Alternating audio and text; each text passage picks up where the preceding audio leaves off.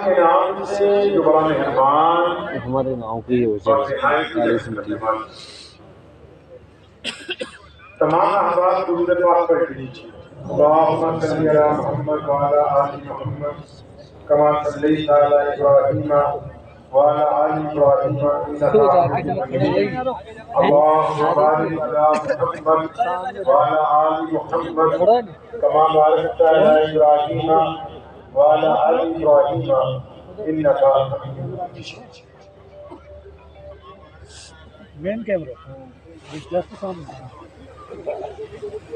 میں جب یہاں آپ کے شہر میں آیا تو ایک صاحب نے مجھے بتایا کہ ہم بھی پنجابی ہیں سندھی ہیں اور مولانا سے گفتگو کرتے ہوئے ابھی پتہ لگا کہ اس علاقے کا نام مالوا ہے مالوا ایک خطے کو بولتے ہیں وہ ایک ضلع میں ہوتا ہے اس میں بہت سارے شہر ہیں تو ہم جس شہر میں رہتے ہیں وہ بھی مالوا ہے لدھیانہ فیروزپور پٹیالہ سرحد راجپورہ وہ بھی مالوا ہے تو اس نسبت سے سب سے پہلے پیارے نبی حضرت محمد رسول اللہ صلی اللہ علیہ وسلم کی شان اقدس میں کسی مالوی نے کہا ہے کہ جتنے میرے حضور کے قدم لگے صلی اللہ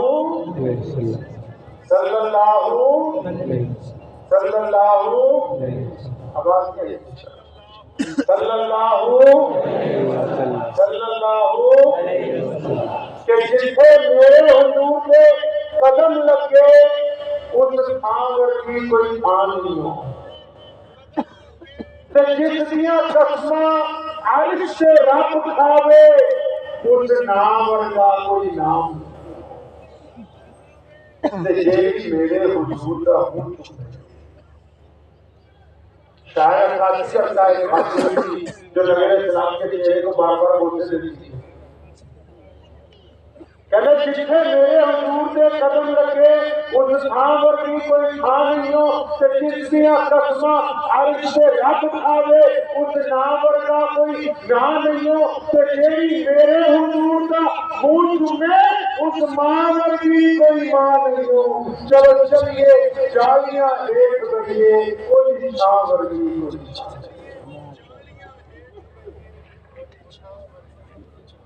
کہ سلام پیش کیا ہے پہلے محمد صلی اللہ علیہ وسلم کو وہ کہتا ہے کہ ہو لاکھوں سلام اس آقا پر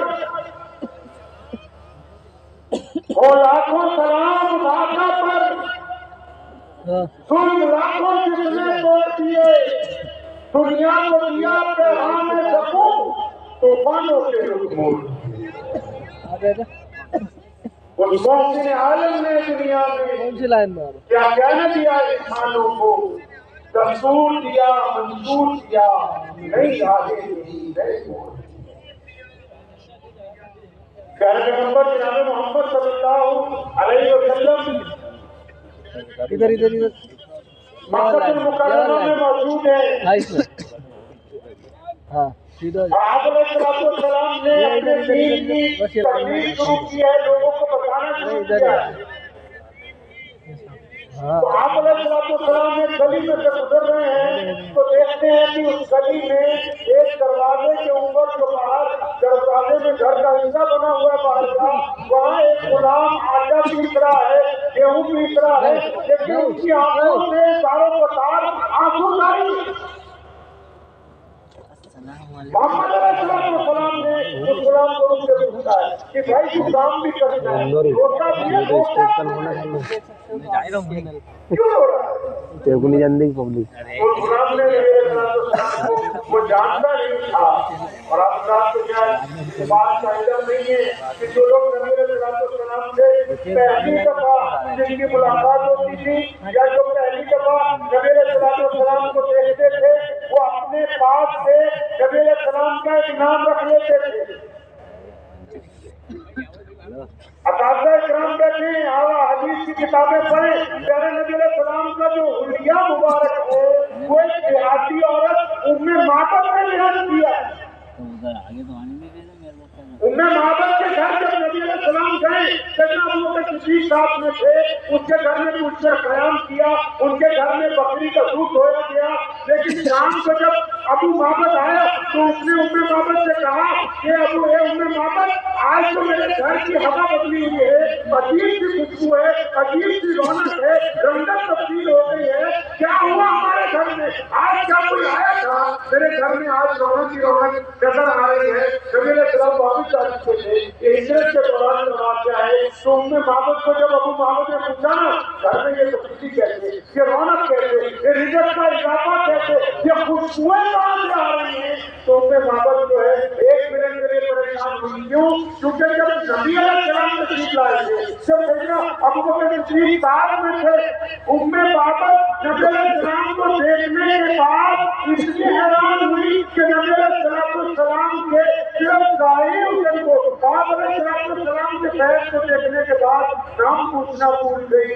तो जब अबू माबद ने पूछा, उम्मे माबद आज घर में ये रौनक कैसी है, ये इतना ज्यादा दूध कैसे आया, ये बकरियों में इतनी खुशी कैसी है, ये घर के अंदर खुशबू कहाँ से आ रही है? तो उम्मे माबद ने फौरन अपने पास से नाम रखा, कहने लगी अबू माबद आज हमारे घर में मुबारक आया। जिन लोगों को नबी अलैहिस्सलाम का नाम पहले सेक्शन में नहीं पता लगता था, वो प्यारे पैगंबर अलैहिस्सलाम का नाम अपने पास से रखते थे, इधर भी उन्होंने रखा। अक्सर लोग कहते थे कि ये प्यारी सूरत वाले, तो इस गुलाम ने रोते हुए कहा कि ये प्यारी सूरत वाले, मैं आपको जानता तो नहीं हूँ, अलबत्ता मैं जिसका गुलाम हूँ वो मुझे मार रहा है और मुझे बुखार है, क्योंकि उसने कह रखा है कि ये सारी रात में अनाज नहीं जाना चाहिए। मैं रोता जिसम में दर्द भी हो रहा है, चक्की भी चलाती है, तो मैं तो इससे परेशान से करूँगा। सुनो मुसलमानों, पैगंबर अलैहिस्सलाम ने फरमाया गुलाम को, फरमाया फिक्र ना करो, मैं तुम्हारी मदद करूंगा। वो गुलाम कहता है कि नबी अलैहिस्सलाम कभी चले गए, अभी मेरे ज़हनो ख्याल में कोई बात अभी आई थी, लेकिन अलबत्ता जब मैं ये सोचने लगा कि इस रास्ते में बहुत से लोग गुजरते हैं, मुझे रोता हुआ देखते हैं, कुछ रुकते हैं, कुछ पूछते हैं, कुछ पूछने के बाद चले जाते हैं, लेकिन आज ये कौन है इन्होंने मुझे पूछा है और मेरी मदद का वादा करके गए। अभी ये सोच ही रहा है कि प्यारे पैगंबर नबी अलैहिस्सलाम वापिस तशरीफ लाए, एक हाथ में खजूरें, एक हाथ में गर्म दूध का प्याला, और उसको बिठाया चक्की के हटा के, उसको खजूरें खिलाई, दूध पिलाया, फरमाया जो है ना इसे आराम कर ले। गुलाम ने फिर पूछा था, ये प्यारी सूरत वाले, मैं आराम तो कर दूंगा, कि चक्की कौन चलाएगा? तो आटा पूछा हुआ देना है। तो आप कायनात हम सब के प्यारे आका नबी अलैहिस्सलाम ने फरमाया था कि आप आराम कीजिए, एक दो दिन नहीं, कई दिन तक।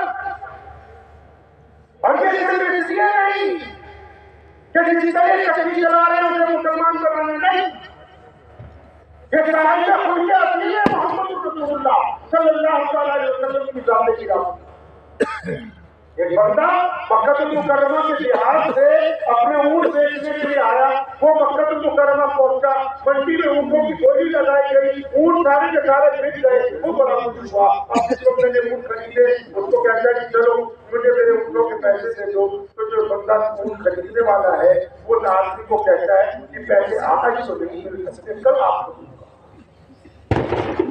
अब जब कल हो जाती है वो उसके घर जाता है कि पैसे दे दो ऊँटों के, वो कहता है आज इंतजाम नहीं हुआ, कल दूंगा। कल करते करते 5 दिन का रास्ता निकल गया। गरीब आदमी जानवर लेके आया था, उन दौर में कौन सा सराय बनी हुई है, कौन सा गरीब ऊँटों में होटल बने हुए हैं। अब बड़ा परेशान है कि जिस बंदे ने ऊँट खरीदे वो पैसे नहीं दे रहा है। तो उसने पता किया उस इलाके में कि यहाँ पर ऐसे लोग कौन से हैं, कौन यहाँ प्रधान है, कौन यहाँ बड़ा चौधरी है, कौन यहाँ बड़ा सरदार है, तो मेरे पैसे दिलवा दे। अब जब उसने लोगों से पूछा तो लोगों ने कहा कि जो बैतुल्लाह है जिसका लोग तवाफ करते हैं, इस बैतुल्लाह में जाओगे तो एक तरफ 10-15 लोग रोजाना बड़े रेट ریشمی کپڑے پہن کے بیٹھتے ہیں، بڑے بڑے قالین بچھا کے بیٹھتے ہیں، وہ مکے کے چودھری ہیں سارے کے سارے، وہ سارے مکے کے سردار ہیں، تم ان کے پاس جاؤ۔ اب وہ بندہ مرتا کیا نہ کرتا، وہ سیدھا بیت اللہ میں گیا، اس نے دیکھا واقعی کہ صبح کا وقت ہے، قالین بچھے ہوئے، بہترین بڑے بڑے لوگ جو ہیں وہاں بیٹھے ہوئے گپے مار رہے ہیں، کھا پی رہے ہیں۔ اس نے ان کے پاس جا کے فریاد لگائی تو وہاں امیہ بیٹھا ہوا تھا، عتبہ، عبداللہ بن جدعان، ابو لہب، بڑے بڑے دشمن جو محمد رسول اللہ کے، وہ وہاں بیٹھے ہوئے۔ اس بندے نے جا کے اپنی فریاد لگائی تو امیہ سب سے آگے بیٹھا تھا۔ امیہ نے مسکراتے ہوئے اس سے کہا کہ ہم بتاؤ کتنے پیسے مار رکھے، کیونکہ یہ دلال ہے، کام ہے کمیشن میں پیسے دلوانا۔ تم نے تو خوشی سے کہا کہ ہم بتاؤ تمہارے پیسے کتنے مار رکھے، ہم تمہیں تمہارے پیسے دلوا دیں گے۔ جب اس نے یہ بات کہی تو اس نے کہا کہ وہ جس بندے کو میں نے اونٹ بیچے ہیں اس کا نام جو ہے ابو جہل ہے۔ جب اتنی بات امیہ نے سنی تو میرے لب مسکرانے لگا، ہنسنے لگا، کہتا اچھا کیونکہ اس بندے کو تو پتہ ہی کہ ابو جہل تو ان کا گورنر ہے، ان کا چودھری ہے، ان کا بڑا ہے، مکے کا موجودہ حکمران ہے، یہ سب اس کا چیلے۔ تو امیہ کے دل میں ایک شرارت آئی، اس کے ذہن میں ایک شرارت رہی۔ اس نے کیا کیا، اس نے اس بندے کا ہاتھ پکڑا اور کہا کہ وہ دیکھو بیت اللہ کے ساتھ ٹیپ لگا کے سفید کپڑوں میں جن کو دیکھ رہے ہو، جن کو سفید کپڑوں میں دیکھ رہے ہو ان کے پاس چلے جاؤ۔ یعنی اس نے ہمارے پیارے محمد صلی اللہ علیہ وسلم کی طرف اشارہ کر کے کہا کہ ادھر جاؤ ان کے پاس، وہ تمہارے پیسے دلوا دیں گے۔ یہاں ایک بات سمجھ لیجیے کہ امیہ محمد رسول اللہ کا بدترین دشمن ہے، لیکن ان کا بھی اس بات پر یقین ہے کہ ڈرے رسول پر اگر کوئی گیا فریاد لے کے تو اس کی فریاد سنی جائے گی۔ یہ ہو نہیں سکتا کہ وہ محمد رسول اللہ کے دربار میں جا کے فریاد کرے اور اس کی فریاد سنی نہ جائے۔ اس نے اس لیے کہا کیونکہ محمد رسول اللہ صلی اللہ علیہ وسلم کو یہ فریاد کرے گا اور میرے آقا علیہ السلام فریاد پوری کرنا چاہیں گے، اور ابو جہل رسول اللہ کا دشمن ہے، اور جب ابو جہل رسول اللہ صلی اللہ علیہ وسلم کا سامنا ہوگا تو ابو جہل ظلم کرے گا، ہم کھڑے ہو کے تماشا دیکھیں گے کہ امیہ ظلم کرے گا۔ جب امیہ نے یہ ارادہ کیا تو وہ بندہ حضور صلی اللہ علیہ وسلم کے پاس گیا۔ اب میں نے آپ کو پہلے کہا کہ جو پیارے نبی علیہ السلام کو پہلی مرتبہ دیکھتا تھا کہ بھائی آپ لوگ بیٹھیے جو بیچ میں بیٹھ جائیے، جہاں ہم بیٹھے آپ لوگ خدمت کر رہے ہیں، آپ بیٹھیے جو بیچ میں کھڑے ہوئے، بیٹھیے جہاں بیٹھنا چاہے بیٹھیے۔ تو امیہ نے اس ارادے سے اس کو نبی علیہ السلام کی طرف بھیجا کہ لڑائی ہو جائے۔ اب وہ جب نبی علیہ السلام کے پاس گیا، وہ پیارے محمد صلی اللہ علیہ وسلم کا چہرہ دیکھتے ہی اس نے کہا پیاری صورت والے میں آپ کو سلام کرتا ہوں۔ محمد رسول اللہ نے دو باتیں اس کو کہی، اس کی آنکھوں سے آنسو جاری ہو گئے۔ وہ فرمایا کہ میں تو تجھے پریشان مسافر دیکھ رہا ہوں اور چہرے سے لگتا ہے کہ تم بھوکے بھی ہو۔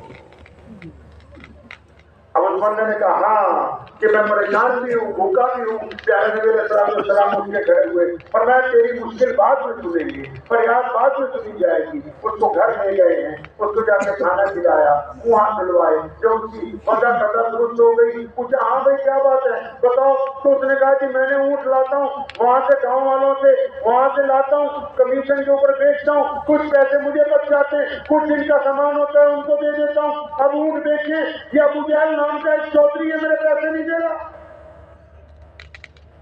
پیارے نبی علیہ السلام نے کیا فرمایا؟ فرمایا چلو ہم تمہارے پیسے دلوا دیتے ہیں۔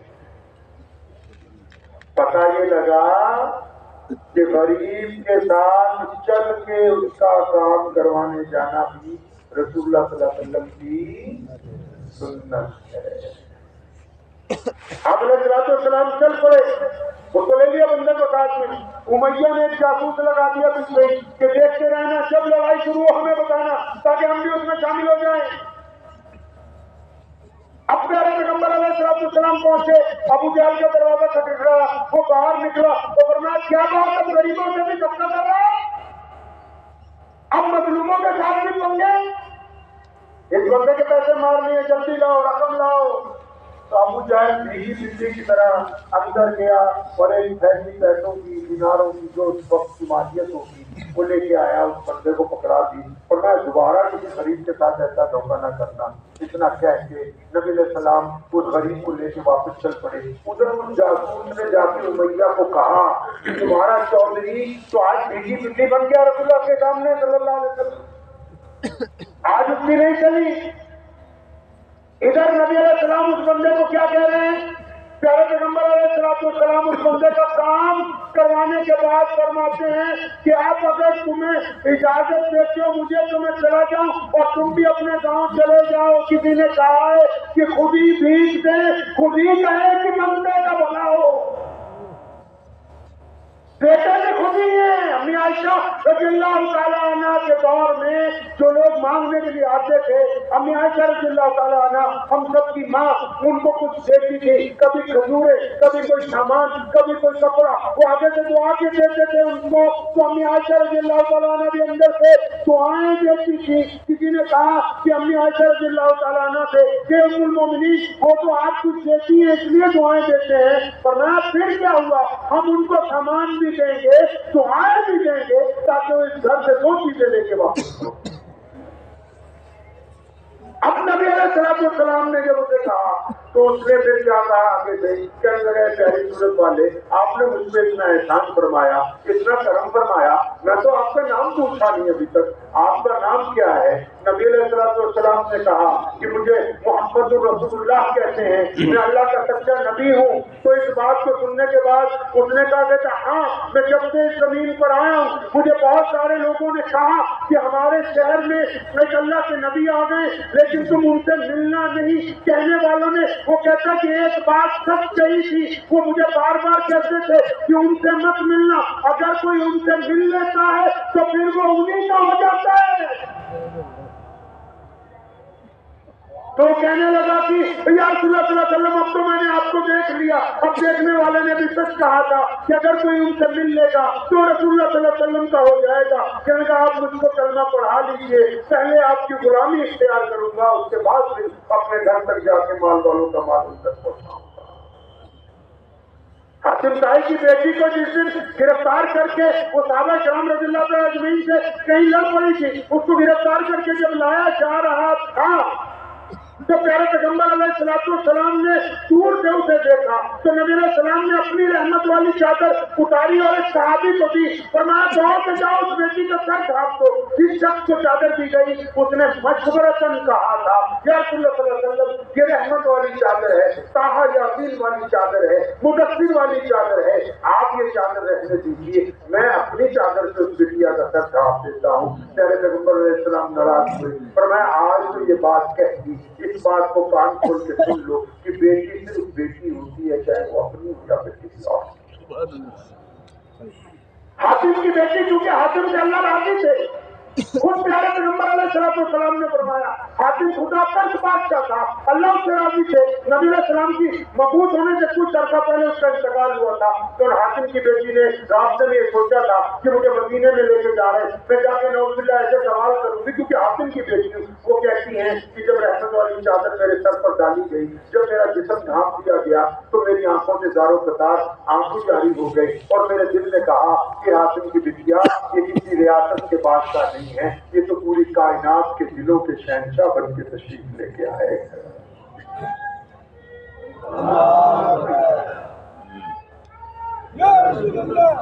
اب حاتم کی بیٹی جب نبی علیہ السلام کے پاس آئی تو یہ نبی علیہ السلام نے یہ طریقہ اس دن یہ بھی ساتھ میں سکھا دیا۔ پہلے کوئی کام ہوتا تھا صحابہ سے مشورہ ہوتا تھا، اب کیونکہ بٹیا آئی ہے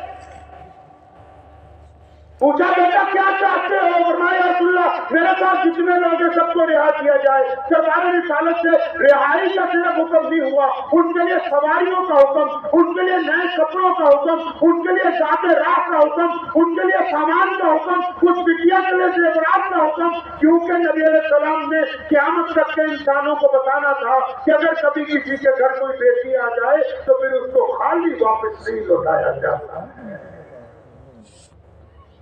حاتم کی بیٹی گھر پہنچی, اس نے جا کے اپنے بھائی کو کہا, جناب عدی کو, وہ عدی تو بھاگا پھر رہا ہے, محمد رسول اللہ سے مل لے, میں دیکھ کے آئی ہوں وہ دنیا کے بادشاہ نہیں ہے. اب عدی نے ایک عجیب بات اپنی بہن کو کہی, کہنے لگا, بہنا میں ٹھیک ہے تم ان سے مل کے آئی ہو صلی اللہ علیہ وسلم, لیکن میں جب جاؤں گا میں نبی علیہ السلام کے گھر جاؤں گا, ان کا محل دیکھوں گا, ان کی کوٹھی دیکھوں گا, لوگ مسجد میں ملتے ہیں, میں پہلے گھر دیکھوں گا, ان کا رہن سہن دیکھوں گا, اس کے بعد پھر میں نبی علیہ السلام کے بات کو مانوں گا. تو حاتم کی بیٹی نے کہا, ٹھیک ہے بھائی, آپ جب آپ کا دل چاہے. وہ ایک عرصے کے بعد پہنچا مسجد نبی علیہ السلام میں, پیارے پیغمبر نبی علیہ السلام بیٹھے ہوئے, حاتم کا بیٹا آیا, اس کا نام عدی ہے. آپ علیہ السلام نے دور سے دیکھا, وہ فرمایا, عدی آ یار, تیرا انتظار تھا. اب عدی جو گھبرا گئے کہ میں تو محمد رسول اللہ صلی اللہ علیہ وسلم سے کبھی ملا نہیں, کہ میرا نام کیسے جانتے ہیں. ابھی جب بیٹھے آ کے نبی علیہ السلام سے مصافحہ ہوا, نبی علیہ السلام نے ہاتھ پکڑا, اٹھ کے کھڑے ہو گئے, اور میں تیرے ساتھ گفتگو گھر پر ہوگی, مسجد میں نہیں کی جائے. اب پیارے پیغمبر علیہ السلام عدی بن حاتم کو اپنے گھر لے گئے. حیران رہ گیا, ایک ہی کمرہ ہے جس کو دو حصوں میں بانٹا گیا, کھجور کی دیواریں, کھجور کی چھت, کھجور کی چٹائی.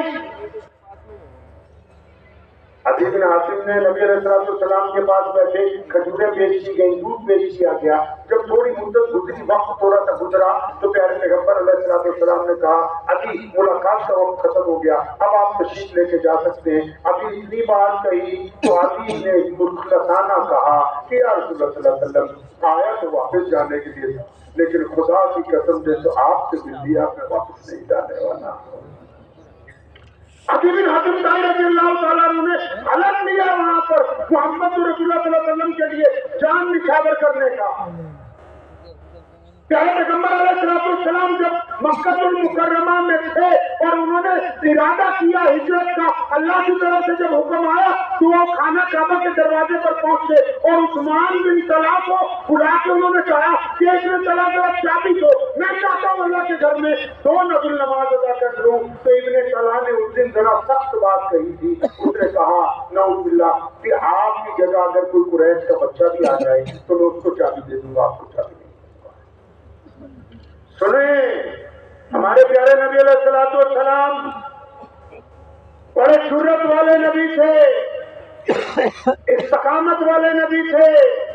سنیں کیا کہا عثمان بن طلحہ کو, یہ نہیں کہا کہ پرانی جان پہچان ہے, یہ نہیں کہا کہ تم ہمیں بچپن سے جانتے ہو, یہ نہیں کہا کہ قبیلہ ایک ہے, یہ نہیں کہا کہ ایک ہی شہر میں رہتے ہیں, ایک ہی محلے میں, کہ یار چابی دے دے. نہیں, ایسا کچھ نہیں کہا.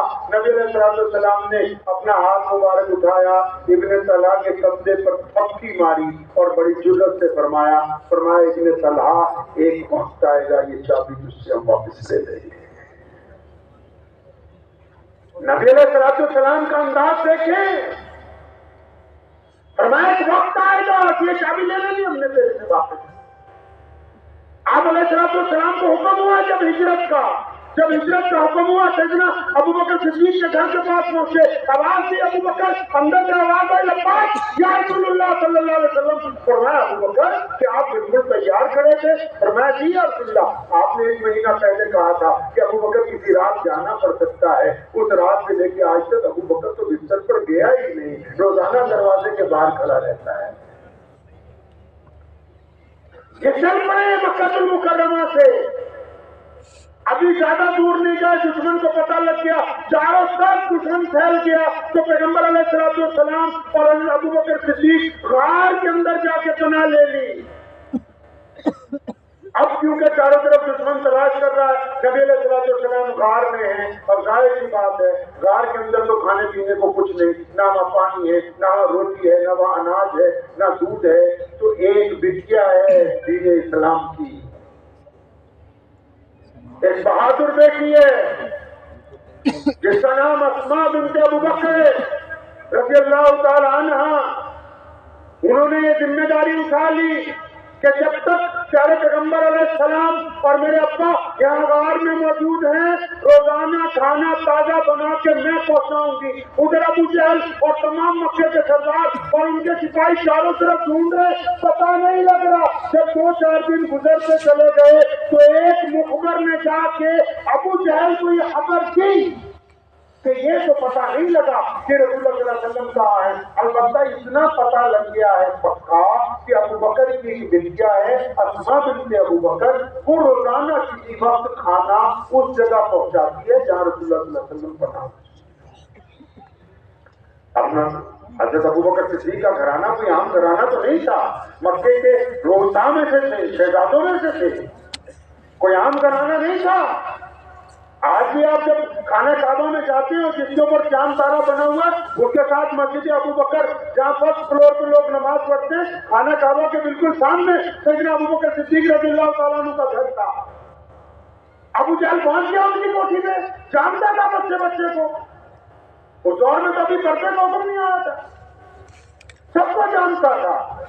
اب جیسے دروازہ کھٹکھٹایا اتفاق سے سیدنا اسماء بنت ابو بکر نے دروازہ کھولا تو اس نے وہیں سے ان کو مارنا شروع کیا کہ بتا تو صحیح کہاں محمد رسول اللہ صلی اللہ علیہ وسلم, کہاں تمہارے ابا ابو بکر. اب جب اس نے 2-4 ضربے ماری تو اسماء بنت ابو بکر رضی اللہ تعالیٰ عنہ اٹھ کے کھڑی ہوئی. سنو مسلمانوں, عشق رسول صلی اللہ علیہ وسلم کیا ہوتا ہے, عاشق کیسے ہوتے ہیں, عاشق کیسے کس کو ہیں. 80 سال کی بوڑھی عورت ہے سیدنا سمیہ رضی اللہ تعالیٰ عنہ.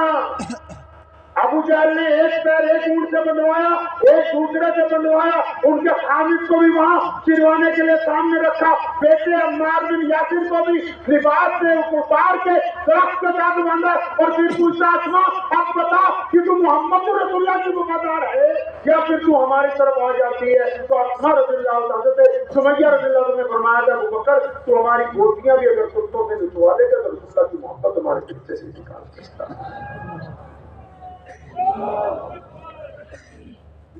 تو یہاں ابو جہل نے مارا حضرت اسماء بنت ابو بکر رضی اللہ عنہ کو, تو ان کے قریب سنے اسماء بنت ابو بکر رضی اللہ تعالیٰ عنہ کیا کہتے ہیں, ان کی سنتے ہیں. فرماتی ہیں کہ جب ابو جہل نے مجھے کہا نا بتا کہاں ہے رسول اللہ صلی اللہ علیہ وسلم, تو میرے دل نے مجھے کہا کہ اسماء شریعت محمدی میں جھوٹ بولنا حرام ہے,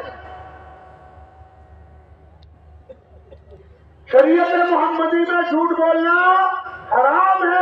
یہ پوچھ رہا ہے سامنے کھڑا ہوا کہاں محمد رسول اللہ, تجھے پتا ہے اگر تو سچ بولے گی, اگر جھوٹ بولتی ہے تو نبی کی شریعت ہاتھ سے نکلتی ہے, اگر سچ بولتی ہے تو نبی علیہ السلام کو تکلیف پہنچتی ہے.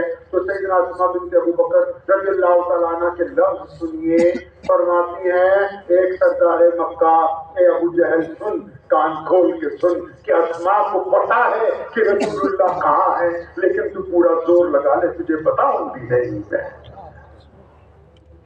پتا ہے کہاں ہے, تمہیں زور لگا کے دیکھ کہ تیرے میں اتنی طاقت ہے کہ تو اسماء سے اگلوا رہے کہ محمد رسول اللہ صلی اللہ علیہ وسلم کہاں ہے. ابو جہل نے انتہا کر دی ظلم کی.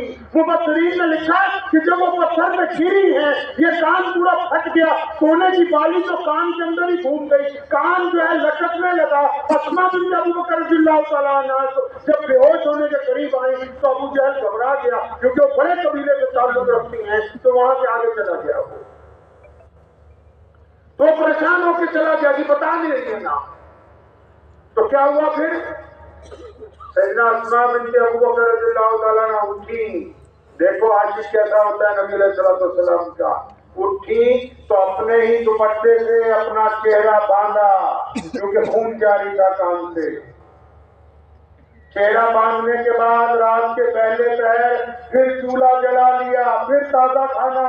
جا کے ماں کو یہ نہیں کہہ رہی, بہنوں کو یہ نہیں کہہ رہی کہ میرے چوٹ لگ گئی ہے, زخم ہو گئے ہیں, خون جاری ہو گیا, نہیں. پھر نبی علیہ السلام کے لیے تازہ کھانا تیار کرتی ہیں اور رات کے اندھیرے میں چھپتی چھپاتی پھر غار میں نبی علیہ السلام کے پاس پہنچ گئی کھانا لے کے۔ ان کے والد سیدنا ابوبکر صدیق نے جب غور سے دیکھا، انہوں نے پوچھا ماں بیٹا آج حالت کچھ عجیب سی لگ رہی ہے، آپ کے زخم ہیں، آپ کے کپڑے آلودہ ہیں، بیٹا کیا ہوا؟ فرمایا کچھ بھی تو نہیں ہوا، میں کھانا لے کے آئی ہوں۔ نبی علیہ السلام نے پوچھا ہے بیٹا بتاؤ تمہارے والد پوچھتے کیا ہوا؟ تو اسماء رضی اللہ تعالیٰ عنہ نے پھر اس وقت بتایا یا رسول اللہ صلی اللہ علیہ وسلم کہاں سے ابو جہل آیا، عتبہ آیا، ولید آیا، امیہ آیا، ان سب نے مجھ پر تشدد کیا اس بات کے لیے کہ بتاؤ کہ محمد رسول اللہ کہاں ہے، لیکن یا رسول اللہ صلی اللہ علیہ وسلم میں نے تشدد کو برداشت کیا ہے، آپ کا پتہ دشمن کو میں نے نہیں بتایا۔ رسول اللہ نے کہا ہے متعدد احادیث ہیں، فرمایا میں نے سب کا بدلہ چکا دیا ہے، ہر ایک کا بدلہ چکا دیا، عشرہ مبشرہ میں بھی اور 1,24,000 صحابہ میں بھی جتنے لوگ ہیں، فرمایا جس نے احسان کیا میں نے سب کا بدلہ چکا دیا، لیکن فرمایا جو ابو بکر کے گھرانے کا مجھ پر احسان ہے، ابو بکر نے جو قربانیاں دی ہیں، اس کی اولاد نے جو قربانیاں دی ہیں، فرمایا اس کا بدلہ تو میں کل قیامت کے دن اپنے رب سے دلواؤں گا جس کو میرا رب عطا کرنے والا ہے۔ پیارے پیغمبر محمد رسول اللہ صلی اللہ تعالی علیہ وسلم کی ذات گرامی، آپ علیہ الصلوۃ والسلام مسجد نبوی میں تشریف رکھتے ہیں۔ مسجد نبوی میں تشریف رکھنے کے دوران پیارے پیغمبر صلی اللہ علیہ وسلم سے ملنے کے لیے ایک خاتون دروازے پر آتی ہیں۔ جب وہ خاتون دروازے پہ آتی ہے تو نبی علیہ السلام ان کو دیکھ کے فوراً دروازے تک جاتے ہیں، ان سے ملتے ہیں تو خاتون کندھے پہ ہاتھ رکھ کے پوچھتی ہے بیٹا کیا حال ہے؟ نبی علیہ السلام کی آنکھوں میں آنسو ہیں، اماں جی میں ٹھیک ہوں، آپ بہت دنوں میں آئی، صحابہ کو بلایا، ان کے لیے باقاعدہ مسند لگائی گئی، فرمایا یہ دیکھو صحابہ حیران ہے کہ آنے والی کے کپڑے کوئی قیمتی نہیں، کوئی رنگ ایسا نہیں ہے کہ کسی بادشاہ کے خاندان سے لگتی ہو، لیکن نبی علیہ السلام بڑے خوش ہیں، سب کو بتاتے پھرتے ہیں کہ ادھر دیکھو میری ماں آج مجھ سے ملنے آئی ہے، جبکہ وہ ماں وہ نہیں ہے کہ جس نے پیدا کیا، اس نے صرف دودھ پلایا ہے۔ دائی حلیمہ جب ملنے آئی رسول اللہ صلی اللہ علیہ وسلم نے اپنی رحمت والی چادر ان کے لیے بچھائی ہے۔ پیارے پیغمبر علیہ السلام ایک میدان میں تشریف رکھتے ہیں، تشریف رکھنے کے دوران آپ کے خیمے کے باہر ایک عورت نے آ کے کہا کہ جا کے اپنے نبی کو کہو کہ ان کی بہن ملنے کے لیے آئی ہے۔ تو صحابہ نے اندر جا کے کہا یا رسول اللہ صلی اللہ علیہ وسلم ایک خاتون باہر کھڑی، وہ کہتی میں آپ کی بہن ہوں، فرمایا میں تو اپنی ماں کا اکیلا ہی بیٹا ہوں سیدہ آمنہ کا، لیکن اور کون میری بہن ہو سکتی ہے؟ وہ کہا یا رسول اللہ صلی اللہ علیہ وسلم وہ اپنا نام سیما بتاتی ہے، فرمایا ہاں وہ میری دودھ شریف بہن ہے، وہ دائی حلیمہ کی بٹیا ہے، انہوں نے بچپن میں مجھے اپنی گود میں اٹھایا، فوراً اندر بلایا۔ آپ تو خیر کچھ دیتے ہوئے بہن کو دو دفعہ بیوی کی طرف دیکھتے ہو پھر سوچتے ہو کہ پوچھوں کہ نہیں پوچھوں۔ نبی علیہ السلام نے بڑے تاریخ اٹھا کے حضرت سیما جب آئی ہے فرمایا بہنا تو ضعیف ہو گئی۔ حضرت سیما رضی اللہ تعالیٰ نے بچپن میں نبی علیہ السلام کو اپنی گود میں اٹھایا ہے۔ قبیلہ بنو سعد میں اور سیما رضی اللہ تعالیٰ نے نبی علیہ السلام کو لے کے جاتی تھی روزانہ جب بکریاں چرانے کے لیے جاتی تھی۔ وہ خود فرماتی ہیں کہ جب سے پیارے پیغمبر علیہ السلام ہمارے گھر میں آئے تو جب میں بکریاں چرانے کے لیے جاتی ہوں تو میری بکریاں جلدی سے چر کے وہاں آ جاتی ہیں جہاں میں نبی علیہ السلام کو لے کے بیٹھتی تھی۔ تو فرماتی ہیں اپنی اماں کو دائی حلیمہ کو کہ اماں جی میں نے بارہا دیکھا ہے کہ میں بھی بھائی محمد کا چہرہ کرتی رہتی ہوں، میرے جانور بھی سارے محمد رسول اللہ کا چہرہ کرتے رہتے ہیں۔ سیما آئی رضی اللہ تعالیٰ عنہ فرمایا بہت پوری ہو گئی ہو، میرے گھر میں رہو، میں تمہیں یہاں گھر ڈال کے دوں گا اور خادمہ لگا دوں گا۔ فرمایا نہیں یا رسول اللہ صلی اللہ علیہ وسلم میرے قبیلے کے کچھ کہتی ہیں، فرمایا وہ ابھی رہا کر دیے جائیں گے۔ سیما کو لاز کے بھیجا تاکہ بہن گھر آئی ہے، قیامت تک کے بھائیوں کو یہ بتانا ہے کہ جب بہنیں گھر آ جائیں تو لوگوں سے مشورہ نہیں کیا کرتے، اپنی حد سے بڑھ کر ان کو دیا جائے۔ پیارے پیغمبر علیہ السلام حضرت بن مالک رضی اللہ عنہ فرماتے ہیں ایک جگہ آرام کر رہے ہیں نبی علیہ السلام، فرماتے ہیں جنگ کے موقع سے ہم واپس آ رہے تھے, نبی علیہ السلام آرام کر رہے تھے. فرماتے میں نے خود دیکھا کہ وہ درخت وہاں سے وہ اپنی جڑوں سمیت نکلا. نبی علیہ السلام سو رہے ہیں, نبی علیہ السلام کے بالکل سامنے آیا اور اس نے نبی علیہ السلام کے سامنے کچھ وقت گزارا. اس کے بعد پھر واپس کرتا ہوا اسی جگہ واپس بے وقت ہو گیا. فرماتے ہیں پیارے نبی علیہ السلام آج تو عجیب بات میں نے دیکھی. فرمایا میرے بیٹے انس کیا دیکھا؟ فرمایا رسول اللہ وہ جو درخت ہے نا وہ اپنی جگہ سے اکھڑا تھا, وہ چلتا ہوا یہاں تک آیا, آپ کے قریب گرانے کھڑا رہا, پھر واپس چلا گیا. فرمایا ہاں اس نے میرے رب سے اجازت لی تھی مجھے سلام کرنے کی. وہ میرے رب سے پوچھ کے آیا ہے. نبی علیہ السلام مسجد نبی صلی اللہ علیہ وسلم میں تشریف فرمائے. ایک نئے مسلم آ گیا, اس نے آپ کی آواز لگائی کہ اللہ کے نبی کچھ کھانے کے لیے دیجیے. اب نبی علیہ السلام خود واقع سے ہیں لیکن حکم جاری کر دیا کہ مہمان ہے, سائل ہے, جو رسول اللہ کی چوکھٹ پر آ گیا بھوکا نہیں جائے. پھر ایک کے بعد سائل آیا, اس نے آواز دی یا رسول اللہ کپڑے دیجیے. نبی علیہ السلام کپڑے دیتے ہیں. ایک سائل آتا ہے غیر مسلم, انہوں نے آ کے کہا یا رسول اللہ مجھے سواری چاہیے. پیارے پیغمبر صلی اللہ علیہ وسلم اس کو سواری دیتے ہیں. جب ہر ایک آنے والے کو دیکھتے ہیں نا تو ان کو دیکھتے ہی دیکھتے ایک دن ایک صحابی آئے, انہوں نے آ کے کہا یا رسول اللہ صلی اللہ علیہ وسلم آج تو گھر میں کھانے کے لیے کچھ بھی نہیں. نبی علیہ السلام نے پوچھا کچھ تو ہوگا, کچھ تو ہوگا تمہارے پاس. فرمایا یا رسول اللہ کچھ بھی نہیں. فرمایا کچھ, کہا کچھ بھی نہیں. اب ان کے کندھے پہ ایک چادر تھی. نبی علیہ السلام نے فرمایا ہاں یہ چادر کس کی؟ یا رسول اللہ میری ہے. میلی چادر, پرانی چادر, پھٹی ہوئی. فرمایا بس یہی لاؤ. وہی چادر نبی علیہ السلام نے لی اور اس کو اٹھایا ہاتھ میں. فرمایا کون ہے جو اس چادر کی اچھی قیمت دے دے؟ چادر کیونکہ پوشیدہ ہے, پرانی ہے, بے قیمت ہے, اس کی کوئی قیمت نہیں ہو سکتی کیونکہ نبی علیہ السلام کے ہاتھ میں اس کی قیمت ہے. ایک صحابی نے کہا یا رسول اللہ صلی اللہ علیہ وسلم ایک سونے کا سکہ 1 دینار. فرمایا نہیں یہ کم ہے. دوسرے نے کہا یا رسول اللہ صلی اللہ علیہ وسلم 2 دینار. فرمایا یہ ٹھیک ہے. اب وہ چادر 2 دینار میں دے دی گئی اور 2 دینار دے دیے گئے. اب وہ 2 دینار لینے کے بعد اس بندے کو 2 دینار پکڑائے.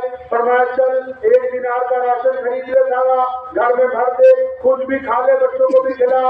دوسرے دینار سے کلہاڑی خرید, جنگل میں جا, پہلے کلہاڑی خرید کے لا. نبی علیہ السلام نے اپنے ہاتھ سے دستہ لگایا اور فرمایا آپ جنگل میں جا, روزانہ لکڑیاں کاٹ, ان کو بازار میں بیچ, خود بھی کھا اور دوسروں کو بھی کھلا. ایسے ہی قصہ آپ جیسا کوئی, ہم جیسا کوئی مولوی ہوگا, آپ جیسا کوئی سننے والا ہوگا, جب اس نے سنا تو بے رزق کا وعدہ اللہ نے کر رکھا ہے. اگر ہمارے یہاں مالوا میں پنجابی کی قصہ مشہور ہے. ایک بندہ نا جمعے کی نماز پڑھن گیا, سمجھ آ رہی تھوڑی سی نہیں؟ جمعے کی نماز پڑھن گیا تو مولوی صاحب تقریر کر رہے تھے, محترم صاحب تقریر کر رہے تھے کہ بھئی اللہ نے رزق کا وعدہ کر رکھا ہے, ہر حال میں ملے گا, روٹی کی فکر نہیں کرنی.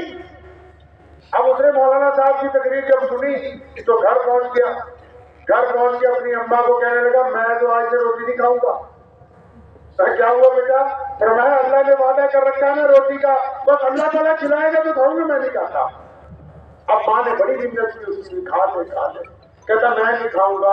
اب ماں سے ضد کر کے جنگل میں جا کے کھیت میں چلا گیا, اپنے وہاں جا کے لیٹ گیا. اب وہ مولوی صاحب کی تقریر دماغ میں آ رہی کہ اللہ نے رزق کا وعدہ کر رکھا ہے, اللہ نے کہا ہے کہ ہم کھانا کھلائیں گے. اب وہ کہا بس بھائی آج تو دیکھنا ہے اللہ کیسے کھانا کھلاتے ہیں. اب ادھر ماں بڑی فکر مند ہے, مائیں تو بڑی فکر مند ہوتی ہے.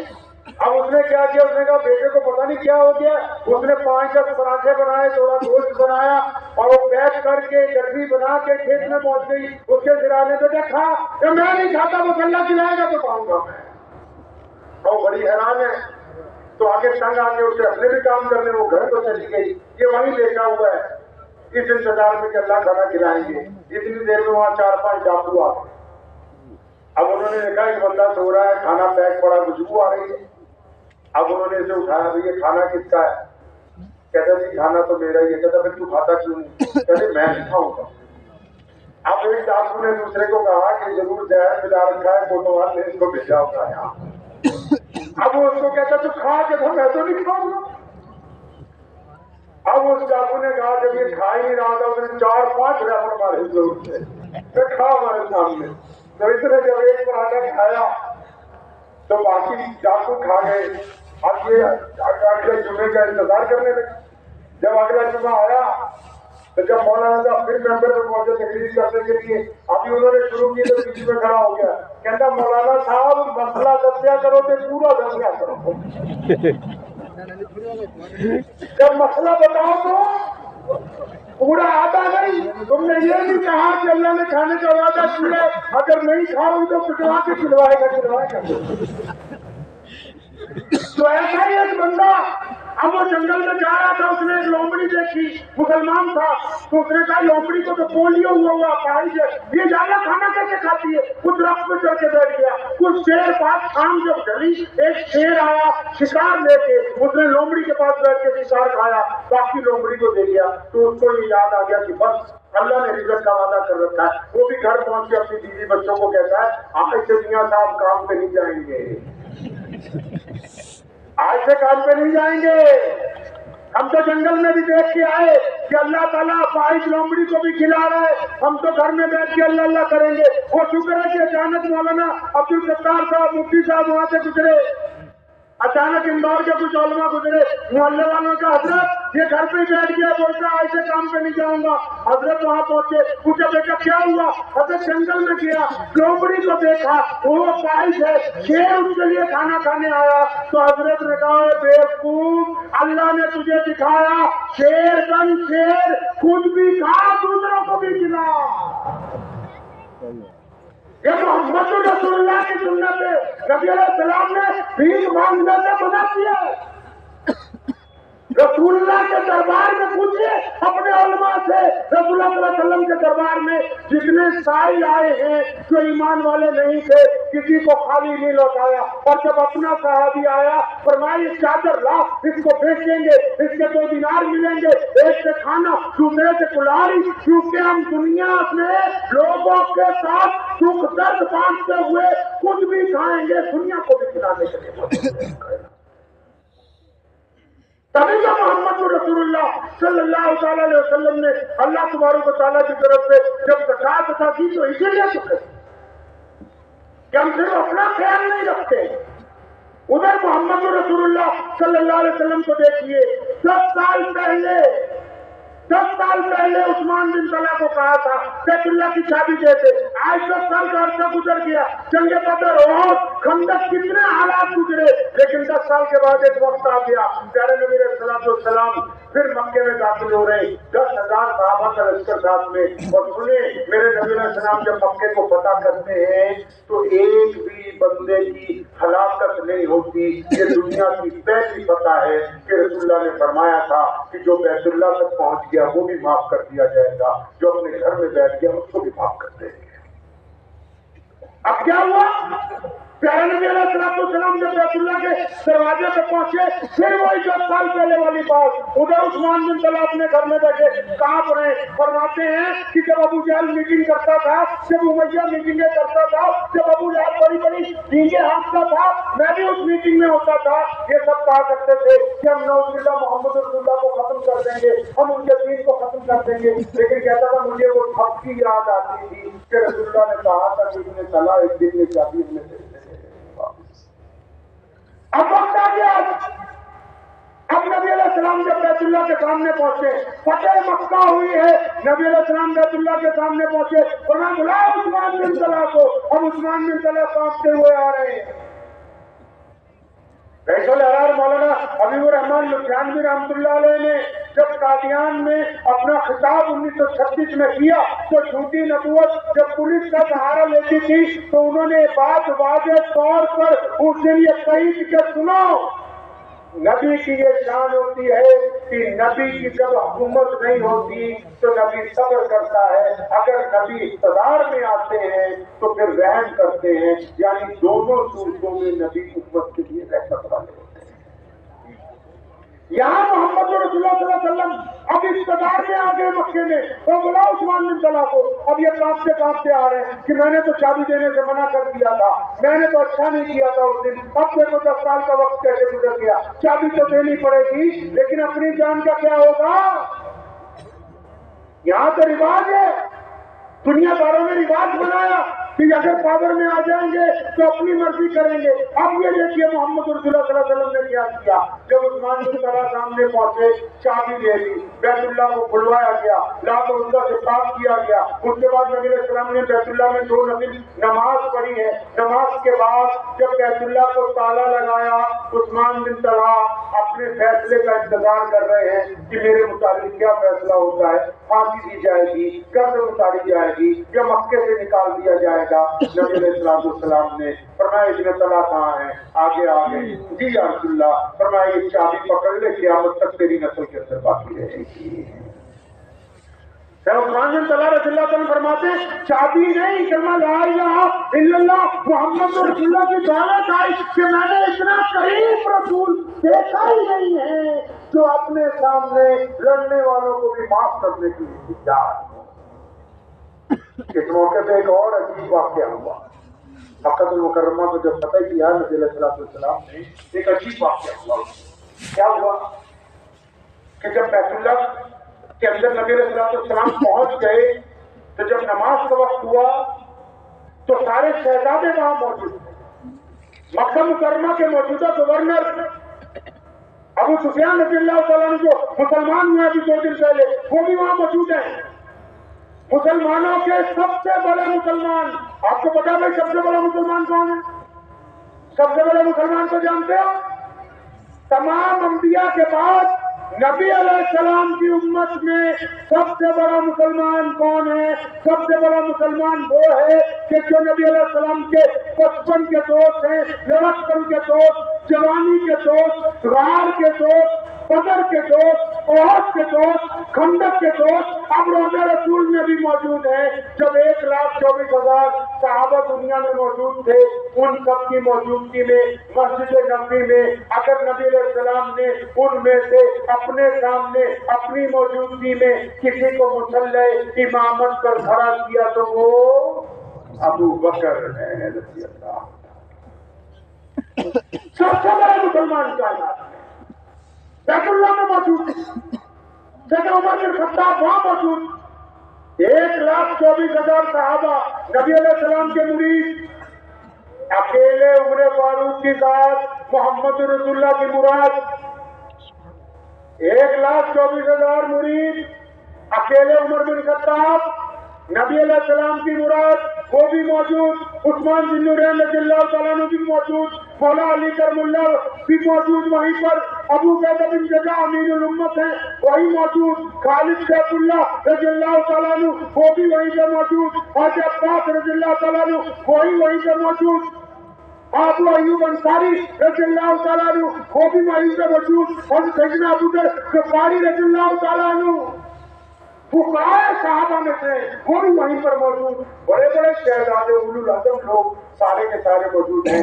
جب نماز کا وقت ہوا میرے پیغمبر علیہ السلام نے دائیں بائیں دیکھا اور پوچھا وہی میرا بلال کہاں ہے؟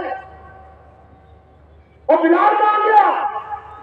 کون بلال؟ بلال غلام، بلال حبشی، بلال کالے، بلال کے کپڑے پھٹے ہوئے، بلال کے موٹے موٹے ہونٹ، بلال کے پیروں میں جوتی نہیں ہوتی، بلال کو تو کبھی بیت اللہ کی چوکھٹ پر اگر پیر رکھ دیا تو ابو جہل نے اتنا مارا کہ بے ہوش ہو گئے۔ ایک دن بلال بیت اللہ کا طواف کرنے آئے، امیہ نے کھال ادھیڑ دی، ایک دن جب بلال آئے کفار مکہ پکڑ کے لے گئے کہ تیری ذات نیچی ہے، تیرا رنگ کالا، تو کون ہوتا ہے بیت اللہ میں؟ اب نبی علیہ السلام جب بیت اللہ میں پہنچے فرمایا میرا بلال کہاں ہے بھائی؟ بلال کہاں ہے؟ تو محمد رسول اللہ صلی اللہ علیہ وسلم کی آواز سن کے بلال سب سے پیچھے دوڑے دوڑے آئے فکر مندی کے ساتھ۔ پڑھے ہیں آپ کبھی پیارے پیغمبر علیہ السلام کی سیرت کو؟ ایک صحابی نے آہستہ سے کان میں چھوٹا سا مشورہ دیا، چھوٹا سا مشورہ، یا رسول اللہ صلی اللہ علیہ وسلم اگر آپ نے سیدنا بلال رضی اللہ تعالیٰ عنہ سے آج اذان دلوا دی تو یہ جو قبیلہ قریش ہے برادری بات تھا نا بہت زیادہ، تو ان کی جو رہی صحیح عزت ہے وہ بھی ختم ہو جائے گی. تو انہوں نے مشورہ دیا تو نبی علیہ السلام ناراض. فرمایا سنو، اگر محمد رسول اللہ کے نام میں کھا رہے بڑوے نہیں ہو تو بلال، مار خانی ہو مکے میں تو بلال، تو آج جب مکہ فتح ہو گیا تو اذان بھی میرا بلال دے گا. اذان میرا بلال دے گا، کوئی اور نہیں دے گا. سیدنا بلال رضی اللہ عنہ نے زندگی کے آخری ایام میں خود کہا ہے، فرماتے ہیں مجھے وہ دن آج بھی اچھی طرح یاد ہے جب پیارے پیغمبر علیہ السلام نے کہا تھا نا کہ بلال بیت اللہ کی چھت پر چڑھ جا اور اذان دے. تو فرماتے ہیں کہ جب میں بیت اللہ کی منڈیر پکڑ کے چڑھنے لگا گلاس کو ایک طرف سے تو میں زاروں قطار رونے لگا. مجھے یاد آیا کہ مجھے ابو جہل مارتا تھا، عتبہ مارتا تھا، ولید مارتا تھا، امیہ نے بڑا ظلم کیا. مجھے سارے ظلم یاد آئے کہ تو اس گھر کی باہر کی چوکھٹ پہ نہیں آ سکتا تھا. یہ بلال آج تو نے کیا کر دیا ہے؟ کون سا تمغہ مل گیا، کون سا عہدہ مل گیا کہ دیکھ سارے بڑے بڑے لوگ نیچے کھڑے تو اکیلا بیت اللہ کی چھت پہ چڑھ رہا ہے. فرماتے میرے دل نے فوراً مجھے جواب دیا، ہے محمد رسول اللہ صلی اللہ علیہ وسلم کے تربیت یافتہ نا، پیغمبر علیہ السلام کے غلام ہے نا. فرماتے میرے دل نے فوراً مجھے کہا کہ بلال یہ جو کھانا چاہتا ہے پیاری صورت والے محمد رسول اللہ کہے ان سے وفاداری کا نتیجہ ہے کہ آج تو بیت اللہ کی چھت کے اوپر چل رہا ہے. اس سے وفاداری کا نتیجہ ہے. اب سنو، چھت پہ چڑھ کے کیا ہوا؟ مولویوں سے پوچھنا کرتے بیت اللہ کی جو 4 دیواریں ہیں نا وہ قبلے کا درجہ رکھتی ہیں. کس کا درجہ رکھتی ہیں جی؟ ارے بولتے رہیے، قبلے کا. کہیے صلی اللہ، زور سے ذرا جو لوگ سو گئے ہو، صلی اللہ صلی اللہ صلی اللہ. بیت اللہ کی 4 دیواریں قبلے کا درجہ رکھتی ہیں. اور کمال کی بات یہ ہے باہر سے سامنے کی طرف قبلے کا درجہ رکھتی ہیں، اندر چلے جائیں تو باہر کی طرف قبلے کا درجہ رکھتی ہیں. اب نبی علیہ السلام نے بلال کو کیا کہا؟ خانہ کعبہ کی چھت پہ چڑھ جا. اب جب حج اور عمرہ کرنے جاتے جو چاروں طرف بلڈنگ بنی ہے جس میں لاکھوں لوگ موجود ہیں اس کو مسجد حرام کہتے ہیں. بلال کو کہاں چڑھایا بھائی؟ بلال کو کہاں چڑھایا؟ ارے بولتے رہیے کہاں چڑھایا؟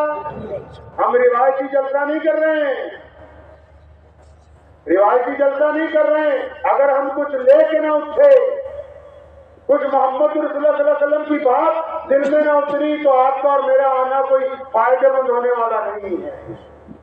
کہیے صلی اللہ علیہ وسلم. جب وہ پہنچے بیت اللہ کی چھت پر چڑھے، چھت پر چڑھنے کے بعد بلال کے دل میں پہلے سوال یہ آیا کہ بلال مدینے میں جب اذان دیتا تھا مکے کی طرف منہ کر کے اذان دیتا تھا، اب تو تجھے بیت اللہ کی چھت پر چڑھا دیا، اب کعبہ کدھر ہے؟ کعبہ کہاں ہے؟ یہ تو محمد رسول اللہ صلی اللہ علیہ وسلم کے تربیت یافتہ نا. فرماتے میں نے دیر نہیں لگائی تو میں نے فوراً ایک انگلی اپنے کان میں اور شہادت والی انگلی خانہ کعبہ کے صحن میں جس طرف پیارے پیغمبر صلی اللہ علیہ وسلم کھڑے تھے اس طرف اشارہ کر کے اس طرف چہرہ کر کے آزان دینی شروع کر دی تاکہ قیامت تک کے لوگوں کو یہ بتا دوں کہ کعبے کا اگر کوئی کعبہ ہے تو وہ محمد رسول اللہ ہے، وہ محمد رسول اللہ ہے صلی اللہ علیہ وسلم. اب بلال اذان دے رہے ہیں، سنو ختم نبوت کا مسئلہ. اب بلال اذان دے اللہ اکبر اللہ اکبر. ادھر رسول اللہ صلی اللہ علیہ وسلم طواف کے لیے چلنے لگ پڑے. اب جب رسول اللہ طواف کے لیے چلے تو بلال بھی اذان دیتا دیتا گھومنے لگ پڑا تاکہ اندور کے مسلمانوں کو یہ بتانا تھا کہ جتنے مرضی نئے نبی آتے رہے، جتنے مرضی نئے لوگ آتے رہے، تم نے جانا ادھر ہی ہے جدھر محمد رسول اللہ گئے. ختم نبوت کا مسئلہ یہ ہے پیارے پیغمبر علیہ السلام ہمارے یہاں پنجاب میں حضرت ایک بہت بڑا افسر تھا، اس کو قادیانیوں نے جا کے کہا کہ تمہیں ہم محنت نہیں کرتے، تبلیغ نہیں کرتے، تم بس ایک رات کو استخارہ کرو، اگر تمہیں لگتا ہے کہ ہمارا نبی سچا ہے تو تم ہمارے یہاں آ جاؤ، ہماری یہ فلاں چودھری صاحب کی بیٹی نے تم سے نکاح کرنا ہے، اس نے شرط یہ رکھی ہے کہ تم اپنا دین چھوڑو گے۔ تو انہوں نے جب استخارہ کیا تو نعوذ باللہ ان کو لگا کہ مرزا صحیح ہے، تو انہوں نے دوسرے دن اسلام کو چھوڑ کے اپنا نکاح اس خاتون کے ساتھ کر دیا۔ اب بڑے بڑے لوگ سمجھانے گئے، سمجھتے نہیں تھے۔ حضرت مولانا مفتی یوسف صاحب لدھیانوی رحمۃ اللہ علیہ جب اس گاؤں میں ایک دن جانا ہوا، لوگوں نے کہا حضرت یہ فلاں مولوی فلاں بندہ ہے، بہت بڑا افسر ہے، یہ تو آ گیا اپنی بات پر، جو مولوی جاتا ہے اس کو بس یہی کہتا ہے کہ میں نے تکلیف سے نہیں، میں نے تو استخارے کے ساتھ مانا ہے۔ فرمایا اچھا استخارے سے مانا ہے، بلاؤ اس کو۔ جب اپنے پاس بلایا فرمایا بیٹھ جا میرے پاس، تو کہنے لگا ہاں بتا کیسے مانا؟ اس کو نبی کہنے لگا جی میں نے استخارے کے ساتھ مانا ہے۔ فرمایا یہاں بیٹھو میرے سامنے، اب سنو مسئلہ کہ جب تم نے نبی علیہ السلام کے مقابلے میں کسی اور کا گمان کر کے استخارہ کیا تو وہ استخارہ بطور مرتب کیا، بطور ایمان والا نہیں کیا ہے،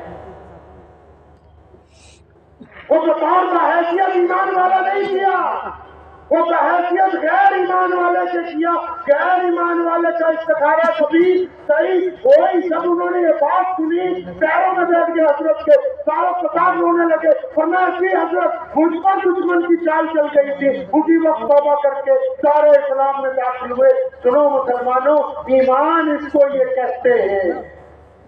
دیسی زبان میں اگر کوئی آپ سے یہ کہہ دے آپ کے کہ مجھے شک ہے کہ یہ تمہارے ابا نہیں ہے تو آپ کیا کہیں گے؟ کوئی آپ سے یہ کہہ دے کہ مجھے شک ہے کہ تم فلاں ماں کے بیٹے نہیں ہو تو آپ کا کیا رد عمل؟ علامہ انور شاہ کشمیری رحمۃ اللہ علیہ خاتم المحدثین ہے، اللہ ان کی قبر پہ کروڑوں رحمت نازل فرمائے۔ فرمایا کسی کے دل میں اگر شبہ پیدا ہو جائے،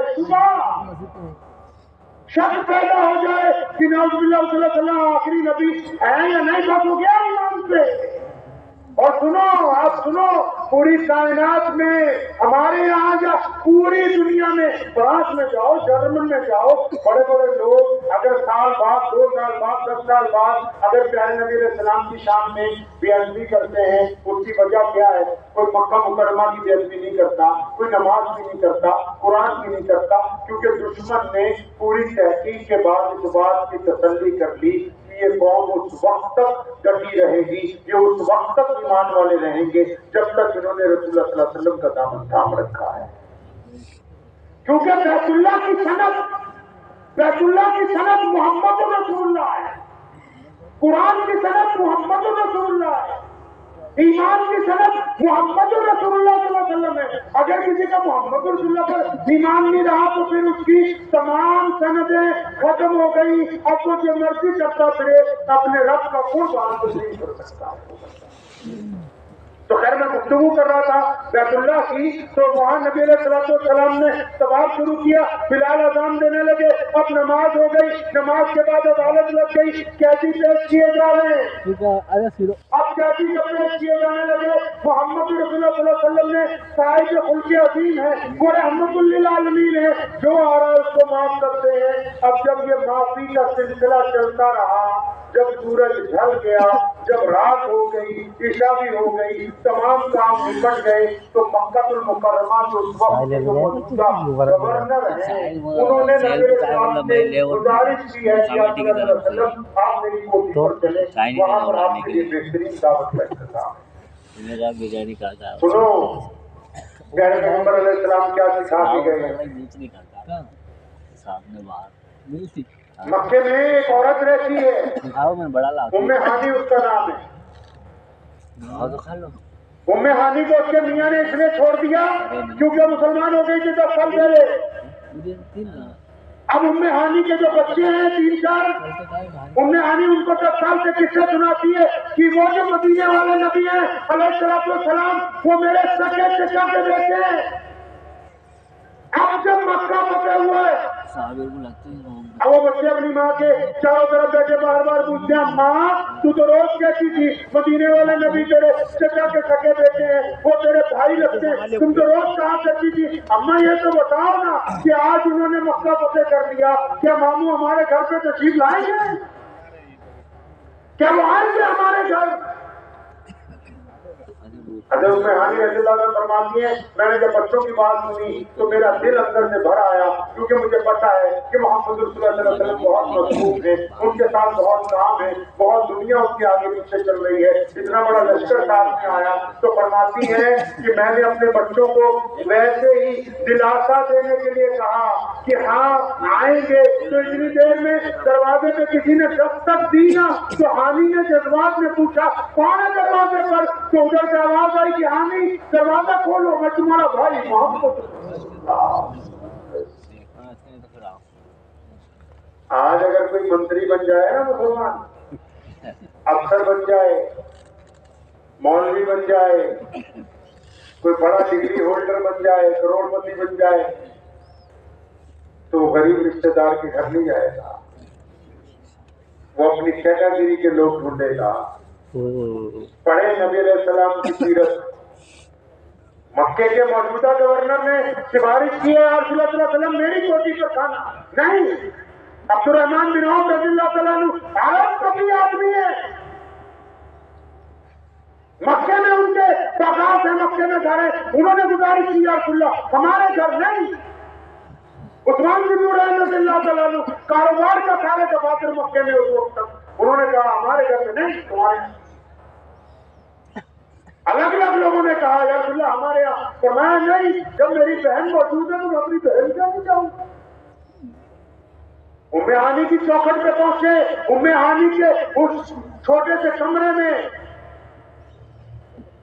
اور یہ وہی کمرہ ہے آپ کو شاید یاد نہیں ہوگا کہ نبی علیہ السلام جس رات شب معراج پر گئے تھے اس رات اسی کمرے میں تنہا آرام فرما تھے ام ہانی رضی اللہ تعالیٰ عنہ کے حجرے میں آج نبی علیہ السلام یہاں پہنچے تو ام ہانی رضی اللہ تعالیٰ عنہ کو چاہتے ہی نبی علیہ السلام نے پوچھا ہانی کچھ کھانے کے لیے ہے کچھ کھانے کے لیے آپ تمام علماء سے پوچھ لیجیے گا ہمارے نبی علیہ السلام فاقے سے تو رہے لیکن پیارے پیغمبر علیہ السلام نے کبھی باسی کھانا نہیں کھایا یہ پہلا موقع ہے فتح مکہ کے موقع پر ام ہانی کو پوچھا کھانے کے لیے کچھ ہے یا کچھ بھی نہیں فرمایا کچھ تو ہوگا یا ایک روٹی ہے اس روٹی کو پانی سے دھو کے سرکے میں ڈبو کے نبی علیہ السلام کی خدمت میں پیش کیا گیا آپ علیہ السلام نے جب وہ لیا اس کو کھایا کھانے کے بعد بستر لگ گیا اب پیارے پیغمبر علیہ السلام نے جب بستر پر بیٹھے ام ہانی نے کہا یا رسول اللہ صلی اللہ علیہ وسلم آپ آرام کیجیے بہت تھک گئے اتنے دن کا سفر تھا آج بیت اللہ کو فتح کیا مقدمات سنے وہاں اتنی صفائیاں ہوئی انتظامی امور ٹھیک کیے گئے آپ تھک گئے آپ آرام کیجیے سنو مسلمانوں آپ کے نبی علیہ السلام نے کیا فرمایا ہانی آج آرام نہیں کرنا ہے میری بہنیں یہاں بیٹھو میرے سامنے میں مولوی ہوں نا آپ سے دین کی باتیں کر رہا ہوں میری جگہ کوئی لیڈر آتا تو سیاست کی باتیں کرتا کوئی افسر آتا تو سرکار کی باتیں کرتا کوئی ٹیچر آتا تو تعلیم کی باتیں کرتا کوئی ڈاکٹر آتا تو علاج کی باتیں کرتا نبی علیہ السلام نے کیا باتیں کی اس رات کیا باتیں کی بھائی پیارے پیغمبر علیہ السلام نے فرمایا اپنی بہن کو ہانی یہاں بیٹھو میرے سامنے جی رسول اللہ وہ بیٹھ گئی سارے بچے بھی آ کے بیٹھ گئے اب نبی علیہ السلام نے اس رات کو بات کی ہے اس رات جو نبی علیہ السلام نے گفتگو کی ہے یہ جو زمین ہے نا اس کی چھاتی پھٹ گئی تھی اس سے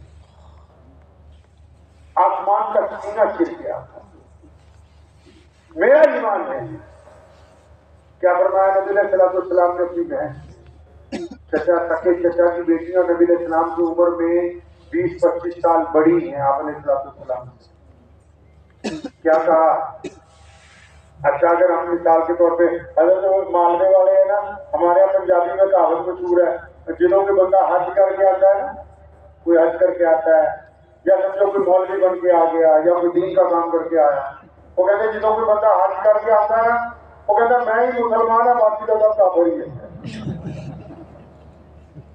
مطلب وہ سارا دین سمجھا دے گا ایک منٹ. اور آج کل تو نیا مسئلہ کوئی نیا مطلب لے لے تو ایک دن میں ہی سارا اسلام دوسرے کو بھیجے گا. اس لیے بتا دوں گا تو نبی علیہ السلام نے کیا گفتگو کی ہو. اندازہ لگا کہ پیارے پیغمبر علیہ السلام کو دین اسلام کے شارے ہیں. شارے سمجھتے ان کے ہاتھ میں وہ قلم ہے کہ جو وہ لکھتے ہیں وہ دستور بن جائے گا, جو وہ کہتے ہیں وہ قانون بن جائے گا, جو وہ حکم کرتے ہیں وہ قیامت تک تبدیل نہ ہو. مالک ہے وہ دین کے. وہ اپنی بہن کو کہہ سکتے ہیں اس رات کہ یہ تجھے اتنی تسبیحیں دے رہا ہوں, فلاں فلاں اعمال دے رہا ہوں, جنت واجب ہو جائے گی پڑھنے سے.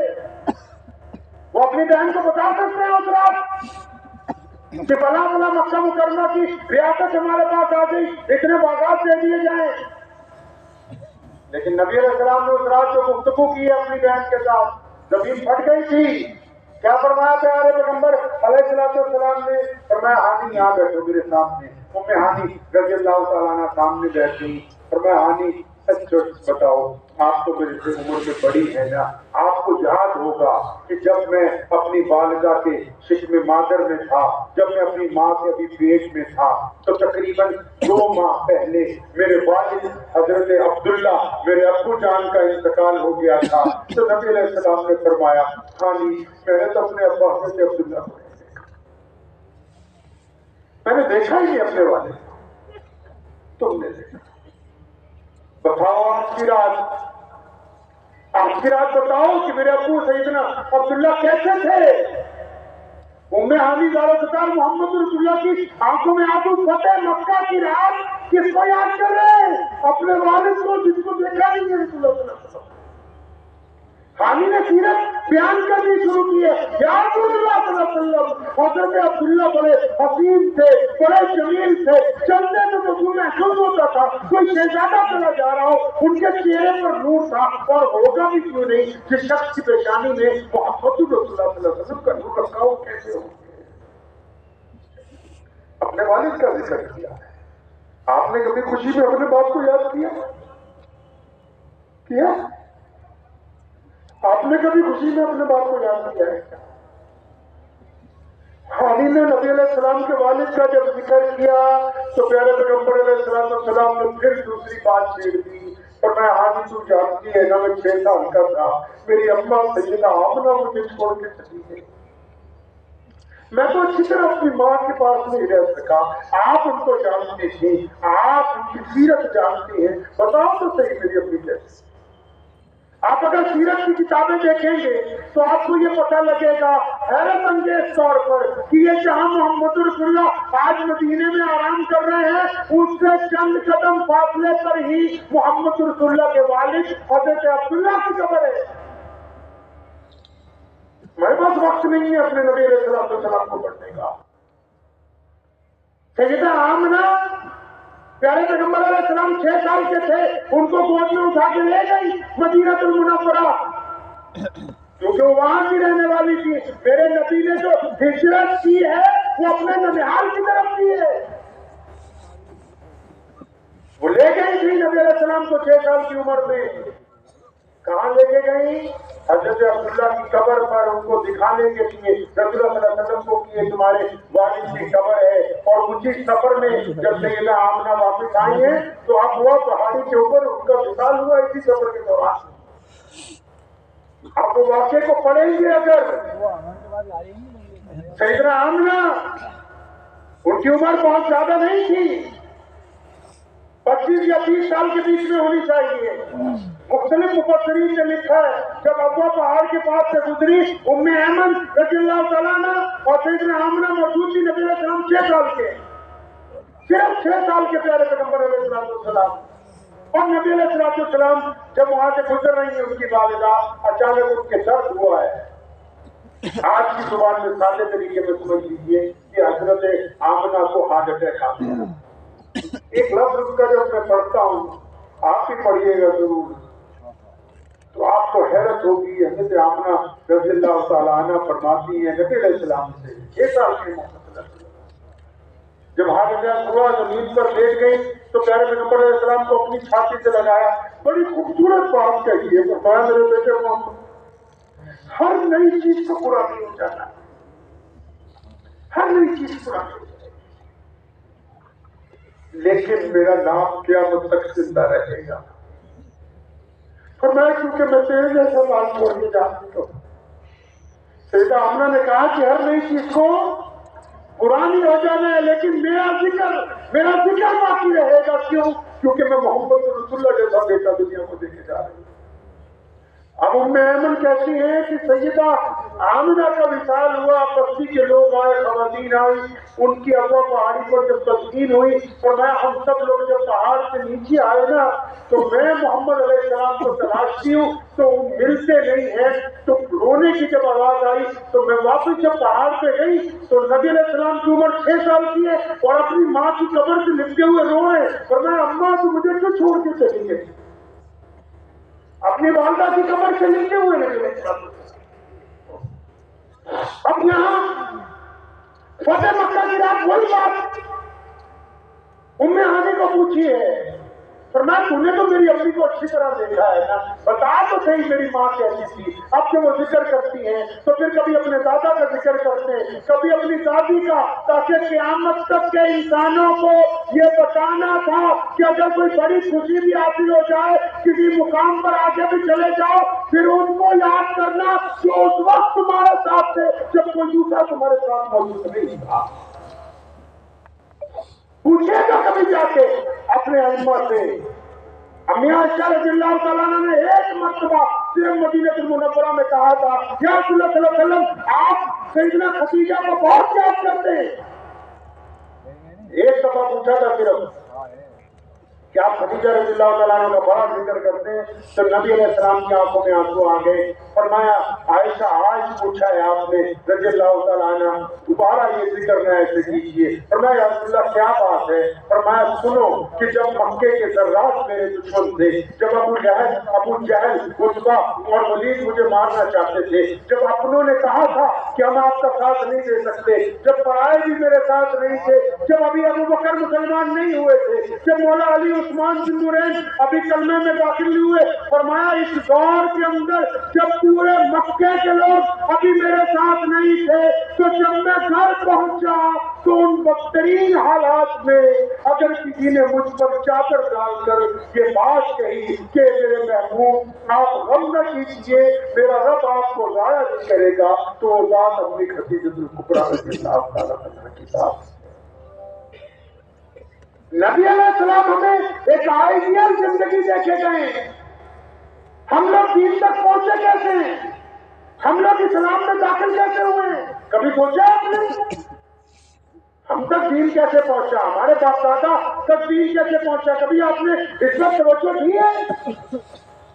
پیارے پیغمبر علیہ السلام کا وہ اخلاقی پیغام، کون سا پیغام جو نبی علیہ السلام ہمارے سپرد کر گئے کہ دیکھو اس وقت تم نے آگے پہنچانا ہے۔ اب ہمیں تو پیغام پتا نہیں ہے کیونکہ ہم لوگ تو بھائی آپس میں دستے گریبان ہیں، چلتے چلتے میں فتویٰ تو نہیں دیا کرتا، کوئی مسئلے مسائل میں زیادہ پڑھتے نہیں ہیں ہم لوگ، لیکن ایک مشورہ آپ لوگوں کو ضرور دے دوں مشورہ جی، دے دینا مشورہ۔ ایسے تو کیونکہ آج کل آپ ساری مفتی ہیں ماشاءاللہ، اگر کیونکہ آج کل لوکل مفتی بہت ہو گئے۔ لوکل مفتی سمجھتے ہیں؟ لوکل مفتی بولتے ہیں کہ کوئی بھی بات ہو جائے تو کیلا بیچنے والا بھی فتویٰ دے رہا ہے، ڈاکٹر صاحب بھی فتویٰ دے رہے ہیں، انجینئر صاحب بھی فتویٰ، وکیل صاحب کہتے ہیں مجھے پتا ہے اسلام کیا ہے، مجھے نہیں پتا۔ اچھا ان سب کیٹیگریوں کو کوئی بڑا کروڑ پتی امیر بن جائے تو مجھے پتا ہے دین کیا، تمہیں کیا پتا ہوگا؟ متولی صاحب کہتے ہیں ہمیں پتا ہے اسلام کیا ہے۔ اچھا ان سب کیٹیگری کے لوگوں کو اگر بیمار ہو جائیں تو اماں بولے گی نہیں ڈاکٹر MBBS ہونا چاہیے، یہ محلے والے چھوٹے ڈاکٹر سے دوائی نہیں لینی، بڑے اسپتال میں جائیں گے ٹیسٹ کروائیں گے۔ اچھا موبائل خریدنا ہو اور بولے نہیں کمپنی کا چاہیے. جب آپ کار لینی ہو بولے شو روم سے لیں گے, خراب ہو جائے بولے ایجنسی میں ٹھیک کرواؤ. یعنی آپ دین کے معاملے میں ایرے گیروں کے فتوا لیتے ہیں. دنیا کی چیزیں ساری کمپنی کی چاہیے, دین ان کو کمپنی کا نہیں چاہیے. دین کوئی نہیں بتا. جس طرح باقی چیزیں اعلیٰ کمپنی کی چاہیے تو دین بھی محمد رسول اللہ صلی اللہ علیہ وسلم کی کمپنی سے پوچھنا ہوگا, دین کے مالکوں سے پوچھنا ہوگا, ان کے خادموں سے پوچھنا ہوگا کہ دین ہے کیا. ایک چھوٹی سی گزارش ہے میری آپ سب سے. مجھے میں یہ نہیں کہنے لگا ہوں کہ ایسا کوئی اختلاف ہوگا, لیکن ایک ویسے میرے دل میں اکثر جو بات آتی وہ صاف حضرات سے گزارش. سیدنا امام ابو حنیفہ رحمۃ اللہ علیہ سے لے کے شاہ ولی اللہ محدث دہلوی 1000 سال میں جو مولوی گزرے, اس میں سے کسی مولوی نے, کسی محدث نے, کسی مفسر نے پیارے نبی محمد صلی اللہ علیہ وسلم کی ذات گرامی کو لے کے کبھی کسی قسم کی کوئی بحث آپس میں ہم کیوں مار کھا رہے ہیں؟ جب 12 ربیع الاول کا دن آتا ہے, جب ربیع الاول کا مہینہ آتا ہے, آدھے بولتے ہیں کہ نبی علیہ السلام کے پاس علم غیب تھا, آدھے کہتے ہیں نہیں تھا, اور نعوذ باللہ دونوں نبی علیہ السلام کا نام لے کے ایک دوسرے کے اوپر پیچھے. نبی علیہ السلام کا نام لے کے لڑنا, وہ اسلام کے بہانے اسلام کے سے آپ کو باہر لے کے جا رہے ہیں. اتنی ضرورت کہ جن کو استنجا پاک نہیں کرنا آتا وہ بتائیں کہ محمد رسول اللہ صلی اللہ علیہ وسلم کی کیا حدود ہیں کیا نہیں ہے. ایک اچھا ڈاکٹر کون ہوگا, کچھ ڈاکٹر بتا دیں گے. اچھا انجینئر کون ہوگا, انجینئر بتا دیں گے. اچھا سیاستدان کون ہوگا, سیاستدان بتا دیں گے. اچھا مولوی کون ہوگا, مولوی بتا دیں گے. اور نبی کا کیا مرتبہ ہوتا ہے وہ صرف ایک نبی بتا سکتا ہے, کوئی دوسرا. اور ہمارے نبی علیہ السلام جب آئے, جب ہمارے نبی علیہ السلام آئے کوئی نبی موجود نہیں تھا, تو یہ ذمہ داری اللہ نے اپنے اوپر لے لی. اللہ نے کہا ہم بتائیں گے. قرآن نے کہا, کبھی کہا, کبھی یاسین کہا, کبھی مدثر کہا, کبھی صاحب خلق عظیم کہا, کبھی رحمت للعالمین کہا. اللہ نے کہا ہم بتائیں گے کہ ہمارے نبی علیہ السلام کی کیا شان ہے. ٹھیک ہے, اس میں خیر اللہ تبارک و تعالیٰ کی شان ہے, لیکن نبی علیہ السلام کی کیا حدود ہیں یہ کوئی مولوی طے نہیں کر سکتا ہے. یہ مفتی صاحب بیٹھے, پڑھیے بخاری شریف. نبی علیہ السلام نے بدر کی رات میں جب ٹہلنے کے لیے نکلے, ابوبکر صدیق رضی اللہ تعالیٰ عنہ ساتھ میں, چھڑی نبی علیہ السلام کے ہاتھ میں, چند قدم چلتے, ایک جگہ رکتے اور رک کے اس زمین پر چھڑی ٹکاتے, فرماتے ہیں ابوبکر صدیق کو بس یہاں پر صبح ابو جہل ہلاک ہونے والا, چند قدم چل کے ورنہ امیہ یہاں گرے گا. پیارے نبی علیہ السلام کیا ہے یہ اللہ جانتا ہے. ہر بندے کی ایک اوقات ہوتی ہے بھائی, ہر بندے کی ایک حیثیت ہوتی ہے. تھانے دار کا ایک علاقہ ہوتا ہے, ڈپٹی کمشنر کا ایک علاقہ ہوتا ہے, مکھ منتری کا ایک علاقہ ہوتا ہے, ملک کے صدر کا بھی ایک علاقہ ہوتا ہے. ہماری بھی ایک حیثیت ہے. اپنی حیثیت سے اگر تجاوز کریں گے تو گستاخی میں چلے جائیں گے. کسی کو حق حاصل نہیں ہے جو نبی علیہ السلام کی شان بیان کرتا ہوا کسی کو کچھ کہتے, کسی کو یہ حق حاصل نہیں کہ نبی علیہ السلام کی حدود بیان کرتا ہوا دوسرے پر پیچھے اٹھا لے. نبی علیہ السلام کے پاس کیا ہے کیا نہیں ہے اس کو اگر کوئی جانتا ہے تو صرف رب کریم جانتے ہیں. شیخ سعدی نے یہ رات سنا ہے, آپ شیخ سعدی کو پڑھیے. شیخ سعدی نے بے انتہا نبی علیہ السلام کی تعریف لکھی, فرماتے میرے دل کو تسلی نہیں ہوئی. آخری ایک شعر لکھ کے کہا, فرمایا اب میری تسلی ہو گئی. شعر کیا لکھا, فرماتے بہادر خدا. سعدی نے کیا کہا کہ بہادر خدا بزرگ کوئی. فرمایا سعدی اس بات کو مان گیا ہے کہ اللہ کے بعد اگر کائنات میں کوئی ہے تو صرف محمد رسول اللہ. اب آپ بھی بتائیں, وقت بھی ہونے والا ہے. آپ بھی بتائیں کہ ہم محمد رسول اللہ صلی اللہ تعالی علیہ وسلم کی امت میں سے ہیں، کیا ہمارے رنگ ڈھنگ ویسے ہیں؟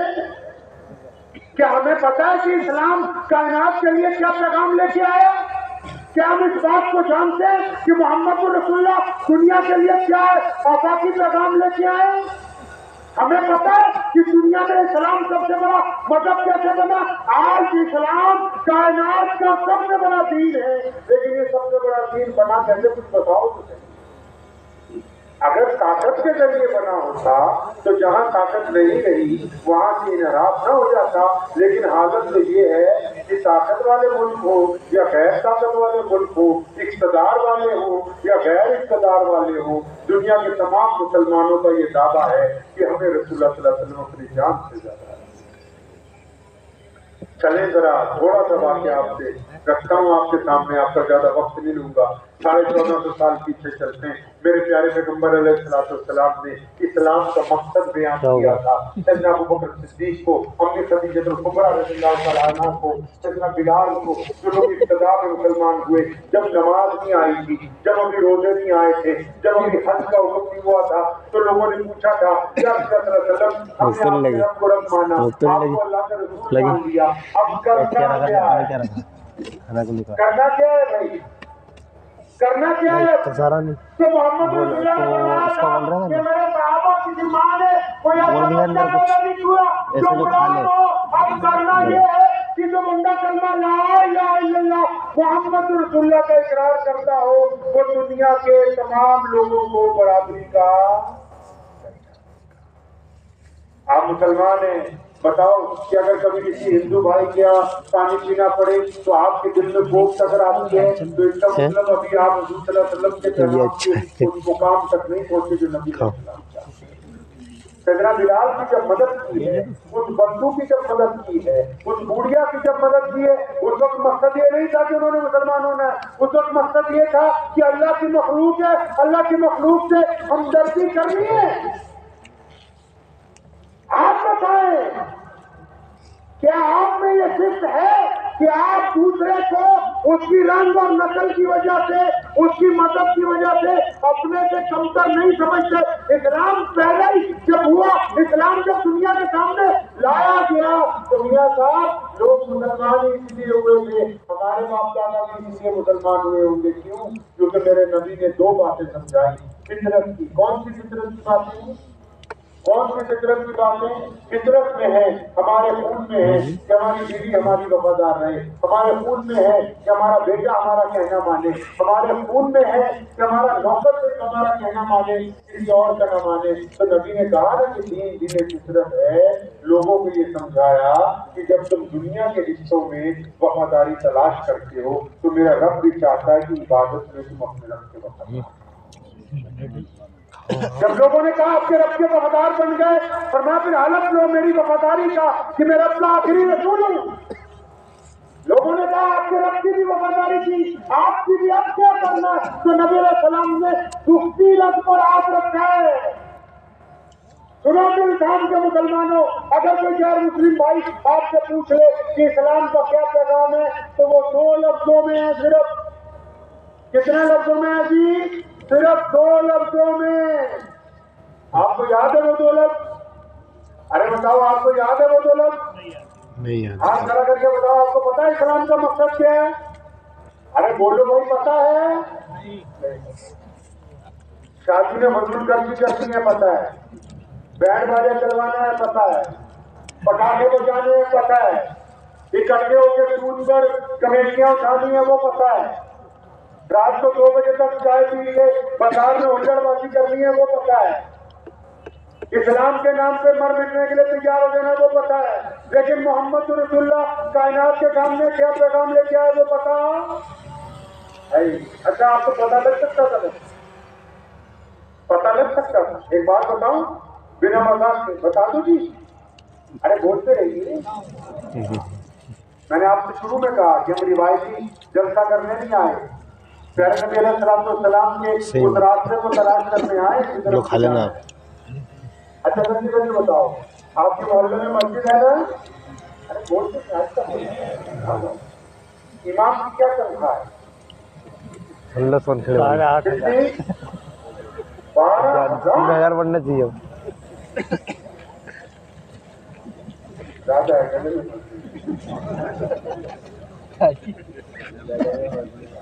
बहुत ज्यादा। इरशाद बोल अभी खा ले यार।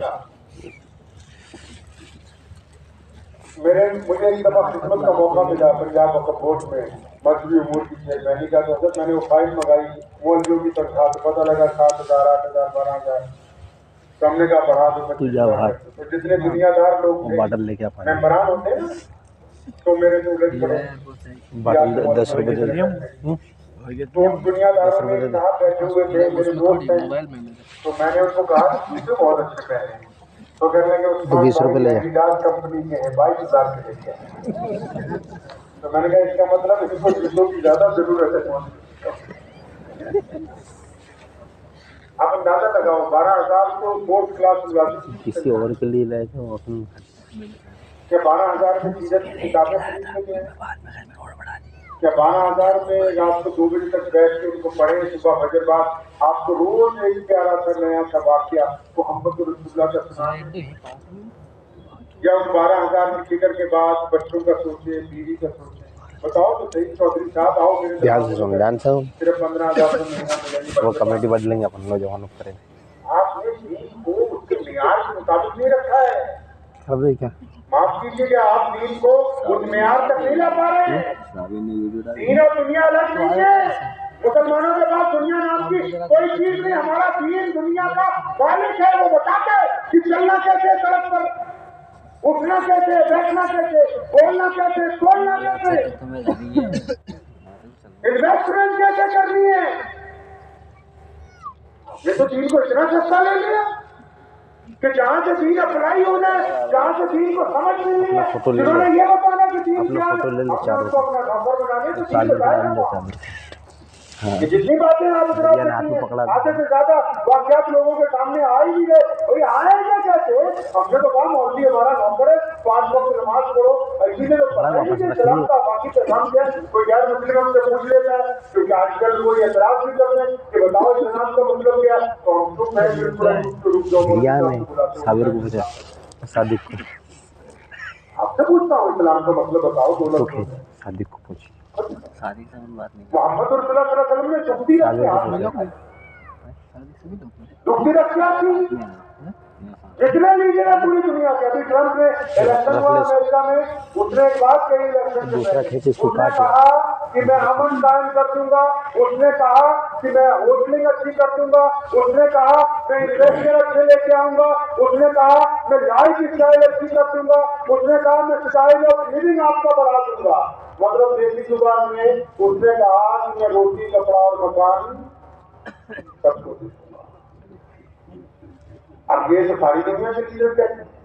हमारे नबी इस्लाम ने आके क्या कहा? हमारे नबी इस्लाम ने आके ये नहीं कहा कि रोटी कपड़ा मकान। उन्होंने यहां से आके नफ्स पकड़ ली।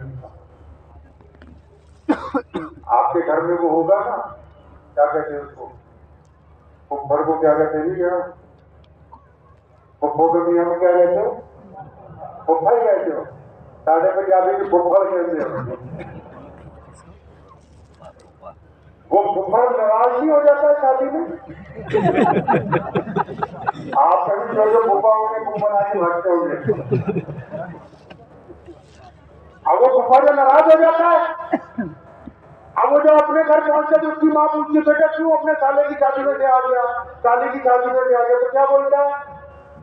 वो बोलते खाना नहीं खिलाया कपड़े नहीं दिए पैसे नहीं बोले सब कुछ था लेकिन मेरा साला और मेरे ससुर ने इज्जत से नहीं बुलाया। इस्लाम को जरा पढ़ो तो सही कभी बैठो तो सही इनके कदमों में जाके पूछो तो सही। मोहम्मद रसूलुल्लाह के दीन कायनात में इतनी तेजी से इसने इनकलाब बर्पा कर दिया कि रसूलुल्लाह ने जब हिजरत के मुताबिक इबादत सिखाई तो साथ में कह दिया कि इंसानों की सबसे बड़ी जरूरत उनका आत्म सम्मान है उनकी सेल्फ रिस्पेक्ट है। अगर आप किसको इज्जत नहीं दे सकते तो फिर आप उसको कुछ भी नहीं दे सकते। बिलाल को कहा कि तुम मुआजिर रसूल हो। अबू बकर को कहा कि तुम सिद्दीक हो। شروع کر دیے لوگوں کے. محمد رسول اللہ نے جب یہ لوگوں کو بتانا شروع کیا تو کائنات میں پوری کائنات میں شور مچ گیا, کیونکہ غلام سے زیادہ تر لوگ اچھان کہ ایسے نبی آئے ہیں جو ایک خدا کی عبادت کے بعد ایک صف میں کھڑے ہونے کی بات کرتے ہیں, ایک صف میں کھڑے ہونے کی بات کرتے ہیں. کبھی آپ نے اپنی مسجد کو دیکھا اچھی طرح دیکھا اپنی مسجد کو دیکھا ہوگا, قالین اچھے ہیں, اے سی اچھے ہیں, دیواریں اچھی ہیں, اس میں کتبے اچھے لگے ہوئے ہیں, مائک اچھا لگا ہے, لیکن آپ نے اس مسجد کو نبی علیہ السلام کی نگاہ سے نہیں کبھی دیکھا. مسجد کو ذرا دھیان سے صبح فجر میں دیکھیے گا, جب مؤذن تکبیر کہتا ہے اور امام صاحب نماز کے لیے کھڑے ہوتے ہیں, جب وہ کہتا ہے اللہ اکبر اللہ اکبر, جب جمعے کی نماز ہوتی ہے, جب وہ تکبیر کہنا شروع کرتا ہے تو چند غریب لوگ, چند مسکین لوگ, چند محتاج لوگ, چند سرمایہ دار لوگ, چند شہزادے لوگ دوڑتے ہوئے آتے ہیں, صفوں میں لگنا شروع ہو جاتے ہیں. ایک ہی صف میں کھڑے ہو گئے محمود اور حیا, نہ کوئی بندہ رہا نہ کوئی بندہ نواز, بندہ صاحبو محتاج و غنی ایک ہوئے. تیری سرکار میں پہنچے تو دھیان سے پھر نہیں دیکھ رہے مسجد کی خوبصورتی. اب یہ رنگ برنگے لوگ صفیں منانی شروع کرتی. اب جمعے کی نماز کا ٹائم ہے, ہم جیسا کوئی مولوی, کوئی بڑا شیخ الحدیث, کوئی بڑا مسلمان افسر, کوئی مسلمان وزیر, کوئی مسلمان عرب پتی, اب جب وہ بعد میں آتا ہے امام نیت باندھ لیتا ہے تو پھر وہ وہاں نماز پڑھتا ہے جہاں قوم نے جوتیاں اتاری ہیں. یہ محمد رسول اللہ کی مسجد کا حسن ہے کہ کوئی کسی کی گردن پھلان کے آگے نہیں جا سکتا ہے. آپ بتاتے کیوں نہیں کائنات کے لوگوں کو یہ نماز روزہ حج زکات فرض ہے, لیکن یہ مسلمانوں کے لیے ہے اور ان کو اس لیے فرض کیا کیونکہ ہم نماز سے طاقت حاصل کرتے ہیں برائی کے ساتھ لڑنے کی, ہم روزے سے طاقت حاصل کرتے ہیں اپنی نگاہوں میں شرم و حیا پیدا کرنے کی. ہم نے تو بات نہیں, ہمیں تو پتہ ہی نہیں ہے کہ اسلام کا مقصد کیا ہے, جبکہ دو عربی مقصد تھا کہ رب رسول کا کہنا ماننے کے بعد دنیا کے سب لوگوں کو عزت بانٹنی ہے. کیا بانٹنی ہے جی؟ کوئی سڑک پہ ابھی کسی پل کے نیچے جاؤ اگر کوئی غریب آدمی سویا ہو اچانک بیٹھے ہی تو وہ یہ نہیں چاہتا کہ مجھے پہ رات کو کوئی کمبل ڈالے, کوئی کھانا کھلائے. اگر وہ چاہتا ہے تو ایک بات ضرور چاہتا ہے کہ کوئی آ کے مجھے گالی دے دے. غریب کو بھی اگر کچھ چاہیے سب سے پہلے تو عزت چاہیے. اور اسلام میں یہ کائنات میں اسلام سب سے بڑا دین کیسے بنا؟ محمد رسول اللہ نے حکم کر دیا کہ عزت بات میں آئے, اب عزت مانگیں گے ہم. اب پوری دنیا کے لوگوں کو جب پتہ لگا, آج بھی جب کائنات کے مظلوموں کو پتہ لگتا ہے کہ ایک ایسا دین جہاں بڑے اور چھوٹے, گورے اور کالے, سیدنا اور سیدنا سلمان فارسی رضی اللہ تعالیٰ عنہ نے ایک مرتبہ مذاق میں کہا, ایک عالم ماں کے بیٹے سیدنا بلال کو, سیدنا بلال کے دل کو لگ گئی. انہوں نے رسول اللہ صلی اللہ علیہ وسلم مجھے عالم ماں کا بیٹا کہا. نبی علیہ السلام ناراض ہوئے, فرمایا آپ بھی زمانے جاہلیت کی باتیں کرتے ہو. سلمان فارسی رضی اللہ عنہ بڑے آپ دیدہ ہوئے, ان کا دل دکھا مجھ سے کیا لفظ نکل گئے. مسجد نبی سے باہر نکلے, زمین پر لیٹے, اپنا چہرہ ریت پر رکھ لیا, رونے لگے. فرمایا بلال میرے چہرے پر پیر رکھ کے نکلو, تاکہ میں نے آپ کو غلطی سے کہہ دیا. سیدنا بلال دارو بتا روتے ہوئے آگے بڑھتے اور سیدنا سلمان فارسی کو کندھوں جو گاڈ اپنی چھاتی سے لگاتے. فرمایا جس کے دل میں احساس پیدا ہو گیا وہ پھر ایسا ہے جیسے غلطی نہ کرنے والا ہوتا. اب بتاؤ تو صحیح مسلمانوں, کیا آپ کائنات کے سامنے وہ پیغام رکھے ہو جو محمد رسول اللہ نے عطا فرمایا؟ ایک بات اور بتاؤں آپ کو, ہمیں محمد رسول اللہ نے جو ذمہ داری دی ہے, اللہ تعالیٰ نے جو ذمہ داری دی ہے, وہ ہمیں اپنی دنیا کی دی ہے. آپ دعا مانگتے ہو نا, ہمارے یہاں بھی دعا مانگتے ہیں. آپ بھی ہم کیا دعا کرتے ہیں, یا اللہ پورے عالم پر کرم ہو, پورے عالم پر رحم ہو. تو میں نے ایک دن اپنے دوستوں سے پوچھا, میں کہا بھائی ہم تو ساری دنیا کے لیے دعائیں مانگتے کرتے ہیں, لیکن وہ جو ہماری دنیا وہ کون سی, جو ہماری ذاتی دنیا وہ کون سی؟ اب جب تلاش کرنے لگے اپنی ذاتی دنیا کو, پتہ لگا میری دنیا تو میرے ابھی ابو ہیں, میری دنیا تو میری بیوی بچے ہیں, میری دنیا تو میرے بھائی بہن ہیں, میری دنیا تو میرے بچپن کے دوست ہیں, میری دنیا تو میرا پڑوسی ہے, میری دنیا تو میرے ساتھ سفر کرنے والے لوگ ہیں، میری دنیا میں تو میرے ساتھ کاروبار کرنے والے لوگ ہیں، اب دعائیں مانگ رہا پوری دنیا کے لیے، اپنی دنیا میں 500 لوگوں کے جو ہم دعا کرتے ہیں، یہ کون سی دنیا کو خوبصورت بنانے کے لیے چاہتا ہے؟ نبی علیہ السلام کیا چاہتے ہیں؟ نبی علیہ السلام نے سماجی ویوستھا کو خوبصورت بنانے کا کن کو حکم دیا ہے؟ بتاؤ تو صحیح اندور کے مسلمانوں، ہم لوگوں نے بحیثیت مسلمان اب تک کیا کچھ ایسا کیا ہے کہ جس کو دیکھ کے کوئی ہمارا ہندو بھائی، کوئی سکھ بھائی، کوئی دلت بھائی ہماری پیٹ کرنی چاہیے کہتے کہ ہم تو امانت کا انسان ہیں؟ بتاؤ کچھ ایسا ہوا ہے؟ ٹھیک ہے کہہ دینا یہ ہونے والا ہے وہ ہونے والا ہے، بڑکا کے نعرے تو لگائے جا سکتے ہیں، اسلام کی اشاعت نہیں کی جا سکتی ہے۔ بتاؤ تو صحیح کیا ہمارا کردار اس بات کی گواہی دیتا ہے؟ کیا ہمیں پتا ہے اسلام کا افاقی پیغام یہ ہے کہ ہم دنیا کے تمام لوگوں کے لیے سمرپت ہیں اور اس مظلوم کے حق میں کھڑے ہوں گے جس کو ہماری ضرورت ہوگی، اور اس بھوکے کو کھانا کھلائیں گے جو ہماری ضرورت محسوس کرے گا، اور اس رقم پر مدد لگائیں گے جہاں ہماری ضرورت ہوگی۔ بتاؤ اسے پیغمبر علیہ السلام مسجد نبوی سے نکلے، ایک عورت دوڑتی ہوئی آئی، پوچھو تو کہیں کبھی جا کے اپنی مولویوں سے، عورت دوڑتی ہوئی آئی، یا رسول اللہ صلی اللہ علیہ وسلم مجھے آپ سے ملاقات کرنا۔ اللہ کے نبی علیہ السلام نے فرمایا ہاں بتاؤ کیا بات ہے؟ کہنے لگی نہیں یا رسول اللہ ان لوگوں کے سامنے بات نہیں کرنی، تھوڑا الگ ہو جائیے۔ چند قدم لے گئی، کہاں بیٹھنے کے لیے کہا، کہاں بیٹھنے کے لیے کہا؟ ریت کے اوپر۔ معاف کرنا آج کل تو ہم جیسے مولوی بیٹھنے سے پہلے، آپ جیسے سرمایہ دار، آپ جیسے چودھری بیٹھنے سے پہلے 2 بار سوچیں گے یہاں بیٹھیں یا نہ بیٹھیں۔ اور یہ صاحب خلق عظیم ہے، محمد رسول اللہ ہے، زمین پر بیٹھ گیا اس عورت کے ساتھ، اور اس نے نبی لمبی چوڑی باتیں کرتے دیا کہتی ہے کیونکہ اس کا دماغ نہیں چلتا، کتنی ہے ہوتے نا گاؤں کے ہاتھ میں محلے میں ایک آدھا بچہ ایسا ہو جاتا ہے جس کا دماغ چل جاتا ہے، تو وہ کتنی ہے، لمبی باتیں کرتے ہوئے کہتی ہے یا رسول اللہ صلی اللہ علیہ وسلم آپ ان بچوں کو کہیے میرے پیچھے شور مچاتے، مجھے تانے دیتے۔ نبی علیہ السلام نے کہا آج کے بعد کوئی نہیں کرے گا، حکم جاری کر دیا۔ اور پھر جب کافی دیر ہو گئی وہ خاتون اٹھ کے کھڑی ہوئی، یا رسول اللہ کافی ٹائم لگ گیا، اب آپ جا سکتے ہیں۔ سنو نبی علیہ السلام نے کیا فرمایا؟ فرمایا آئندہ کبھی ضرورت پڑے تو دوبارہ میرے پاس۔ صحابہ نے آگے کا عرض کیا تھا بڑے ادب سے، یا رسول اللہ صلی اللہ علیہ وسلم ہم آپ کو بتانا چاہتے تھے کہ یہ ستری ہے۔ کیا یہ ہے نا؟ تو نبی علیہ السلام نے فرمایا میرے صحابہ مجھے بھی پتا ہے یہ پگلی ہے، سارا مدینہ اس کی نہیں سنتا، اگر میں بھی نہیں سنوں گا تو پھر کون؟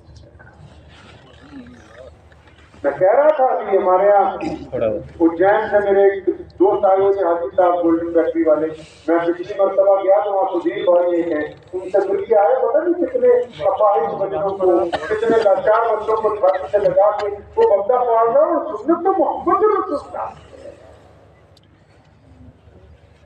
یاد کرو وہ دن جب مسجد نبی کی تعمیر کرنی تھی، نبی علیہ السلام پتھر اٹھا کے لا رہے، صحابہ بھی لا رہے، پیغمبر علیہ السلام نے مسجد نبی کی تعمیر سے پہلے اور پوچھو بتائی کبھی جا کے اپنے علماء سے مسجد نبی کی تعمیر سے پہلے اصحاب صفہ سے چبوترے کی بنیاد رکھتی، صحابہ نے پوچھا یا رسول اللہ یہ کیا بننے جا رہا ہے؟ سنو دنیا کا پہلا یتیم خانہ، دنیا کا پہلا مدرسہ، دنیا کی پہلی یونیورسٹی، دنیا کا پہلا کلچر ہوم، دنیا کا پہلی سرائے، نبی علیہ السلام نے صحابہ سے کہا یہ اصحاب صفہ کا چبوترا بننا یا اللہ وہ کون لوگ ہیں؟ فرمایا وہ جو اپاہج ہیں، وہ جن کے ساتھ کوئی نہیں، جن کا گھر کوئی نہیں، جن کو کھانا کوئی نہیں کھلاتا، جن کو کپڑا کوئی نہیں دیتا، جن کے ماں باپ سر پر نہیں ہے، جو یتیم ہے، جو مسکین ہے، میں ان کو یہاں پر رکھوں گا، ہم بعد میں کھانا کھائیں گے، ان محتاجوں کو پہلے کھائیں گے۔ کہاں ہے آپ کی مسجد میں اصحاب صفہ کا چبوترا؟ بتاؤ تو صحیح، کہاں ہے اصحاب صفہ کا چبوترا؟ نہیں ہے، ہمیں وہ چیز پتہ ہی نہیں جو محمد رسول اللہ صلی اللہ علیہ وسلم نے عطا فرمایا ہمیں۔ اب بتاؤ دل پہ ہاتھ رکھ کے، آخری سوال آپ سب سے ایمانداری سے جواب دینا ہے، دیں گے انشاءاللہ بالکل ایمانداری سے، لیکن جواب مجھے نہیں دینا ہے، اپنے آپ کو دینا دیں گے انشاءاللہ، پر وعدہ کیجئے ایمانداری سے بالکل ایمانداری سے دیں گے انشاءاللہ. دل ہے آپ کے پاس؟ دل ہے؟ ارے دل تو لگا ہوا ہے نا، دل سے ہاتھ رکھ لیجیے، رکھے ہو تاکہ آپ اپنا احساس کو کچھ پوچھنے لگیں. آپ سب مسلمان ہیں، نماز پڑھتے ہیں ماشاءاللہ. سچی بتانا، اپنے دل سے پوچھیں. آپ کسی کی عمر 15 سال ہے، 20 سال ہے، 25 سال ہے، 40 سال ہے، 50 سال ہے، جن کے ماں باپ زندہ ہے. کبھی آپ شام کو گھر گئے ہوں اور آپ نے جا کے اپنے ابو سے جفتی ڈالی ہو کہ ابو مجھے تجھے آپ سے بہت پیار ہے، آپ نے ہمارے لیے بہت کچھ کیا تھا، ہمیں آپ سے بڑی محبت ہے، ہم کیا نہیں مانتے. رسول اللہ کی سنت ہے اپنے والد کو یاد کرنا. بتاؤ نا کبھی اپنے باپ کی قبر پہ کھڑے ہو گئے کتنی زندگیاں بات ہوتا ہے. ہاتھ دل پہ ہی رکھو. اچھا بتاؤ نا آپ اپنے آپ کو مسلمان کہتے ہو، اپنی اماں کی کبھی بیر دباتے نہیں کہ تیرے اوپر بڑے احسان ہے، کیا کبھی ایسا کچھ؟ اس دل سے پوچھو نا کہ کبھی اپنی بیوی کو جو شادی شدہ ہے یہ کہا کہ میں تو تیرا دوست ہوں، مجھے فکر نہ کر، اپنے سارے غم مجھے دو اور میں تمہیں اس کے بدلے میں خوشیاں دوں گا. بتاؤ آپ مسلمان ہیں نا، آپ کے پاس رسول اللہ کی تعلیمات ہے نا، اس لیے پوچھ رہا ہوں. اچھا کبھی اپنے بچوں کے لیے سواری بن گئے ہو، ان کو کہا ہو کہ یار میں تمہارے ساتھ کھیلنے کے لیے وقت رکھتا ہوں، کیا کبھی آپ نے کچھ ایسا؟ آپ کا کوئی پڑوسی، آپ دل پہ ہی رکھیے، میں آپ سے کوئی پیشہ ورانہ سوال نہیں کر رہا ہوں. آپ کا کوئی پڑوسی، تمہاری کوئی بہن، کوئی بھائی، کوئی دوست، کوئی جاننے والا جو آپ سے بہت زیادہ غریب ہے، آپ کو پتا ہے کہ محتاج ہے، پریشانی ہے، اس کے پاس پیسے پورے نہیں ہوتے، آپ کے پاس فالتو پیسے ہوتے ہیں، آپ نے کبھی ان پیسوں کو ایک لفافے میں ڈالا ہو، کوئی 2-4 ہزار یا لاکھوں والی حیثیت والے لوگ کبھی انہوں نے 1-2 لاکھ اپنے لفافوں میں ڈالے ہو، بنا بیوی کو بنا بیٹوں کو بتائے ہوئے، کبھی رات کے پہر گئے ہو اپنی بہن کے دروازے پہ ڈال آئے ہو، دوست کے دروازے پر کہ یار یہ میرا بھائی محتاج ہے میں اس کی مدد کروں گا. بتاؤ کبھی کچھ ایسا کیا ہے؟ کبھی سڑک پر چلتے ہوئے کوئی پتھر راستے میں آ جاؤ تو ہے کہ میرے نبی کی سنت ہے کسی کو تکلیف نہ ہو. کبھی کوئی غریب آیا تمہارے دروازے پر، اس کا ہاتھ پکڑ کے کہا کہ آپ تو آج اندر ہم تجھے اطمینان سے کھانا کھلائیں گے، کچھ ایسا کیا؟ ان کو بھی چھوڑو، پیسے لگتے ہیں کھانا کھلانے میں. تمہارا یار کوئی دوست، تمہارا بھائی، تمہاری بیوی، تمہارا کوئی جاننے والا کبھی مصیبت میں ہو، دکھ میں ہو، پریشانی میں ہو، اور تم نے اس کے کندھے پہ ہاتھ رکھ کے کہا ہو کہ یار رو نہیں، میں تیرے ساتھ کھڑا ہوں. کیا کبھی آپ نے کبھی کچھ ایسا؟ کسی کو کہا ہے کہ میں روتے ہوئے کو ہٹانے کے لیے آیا ہوں؟ میرے رسول اللہ صلی اللہ علیہ وسلم کی سنت ہے، وہ روتے ہوئے کو ہٹاتے ہیں، وہ پریشان ہیں لوگوں کو خوشخبری سناتے ہیں. آپ نے سنائی ہے کبھی؟ سنو مسلمانوں، دل کی تختی پہ آج لکھ کے لے جاؤ اس میدان سے. آپ کی وجہ سے اگر کسی غیر کی بیٹی نے، لکھ لو دل کی تختی پہ، چاہے نمازی ہے یا غیر نمازی، رسول اللہ نے کہہ دیا تھا کہ وہ ایمان والا نہیں ہوگا جس کا پڑوسی اس سے تنگ ہو.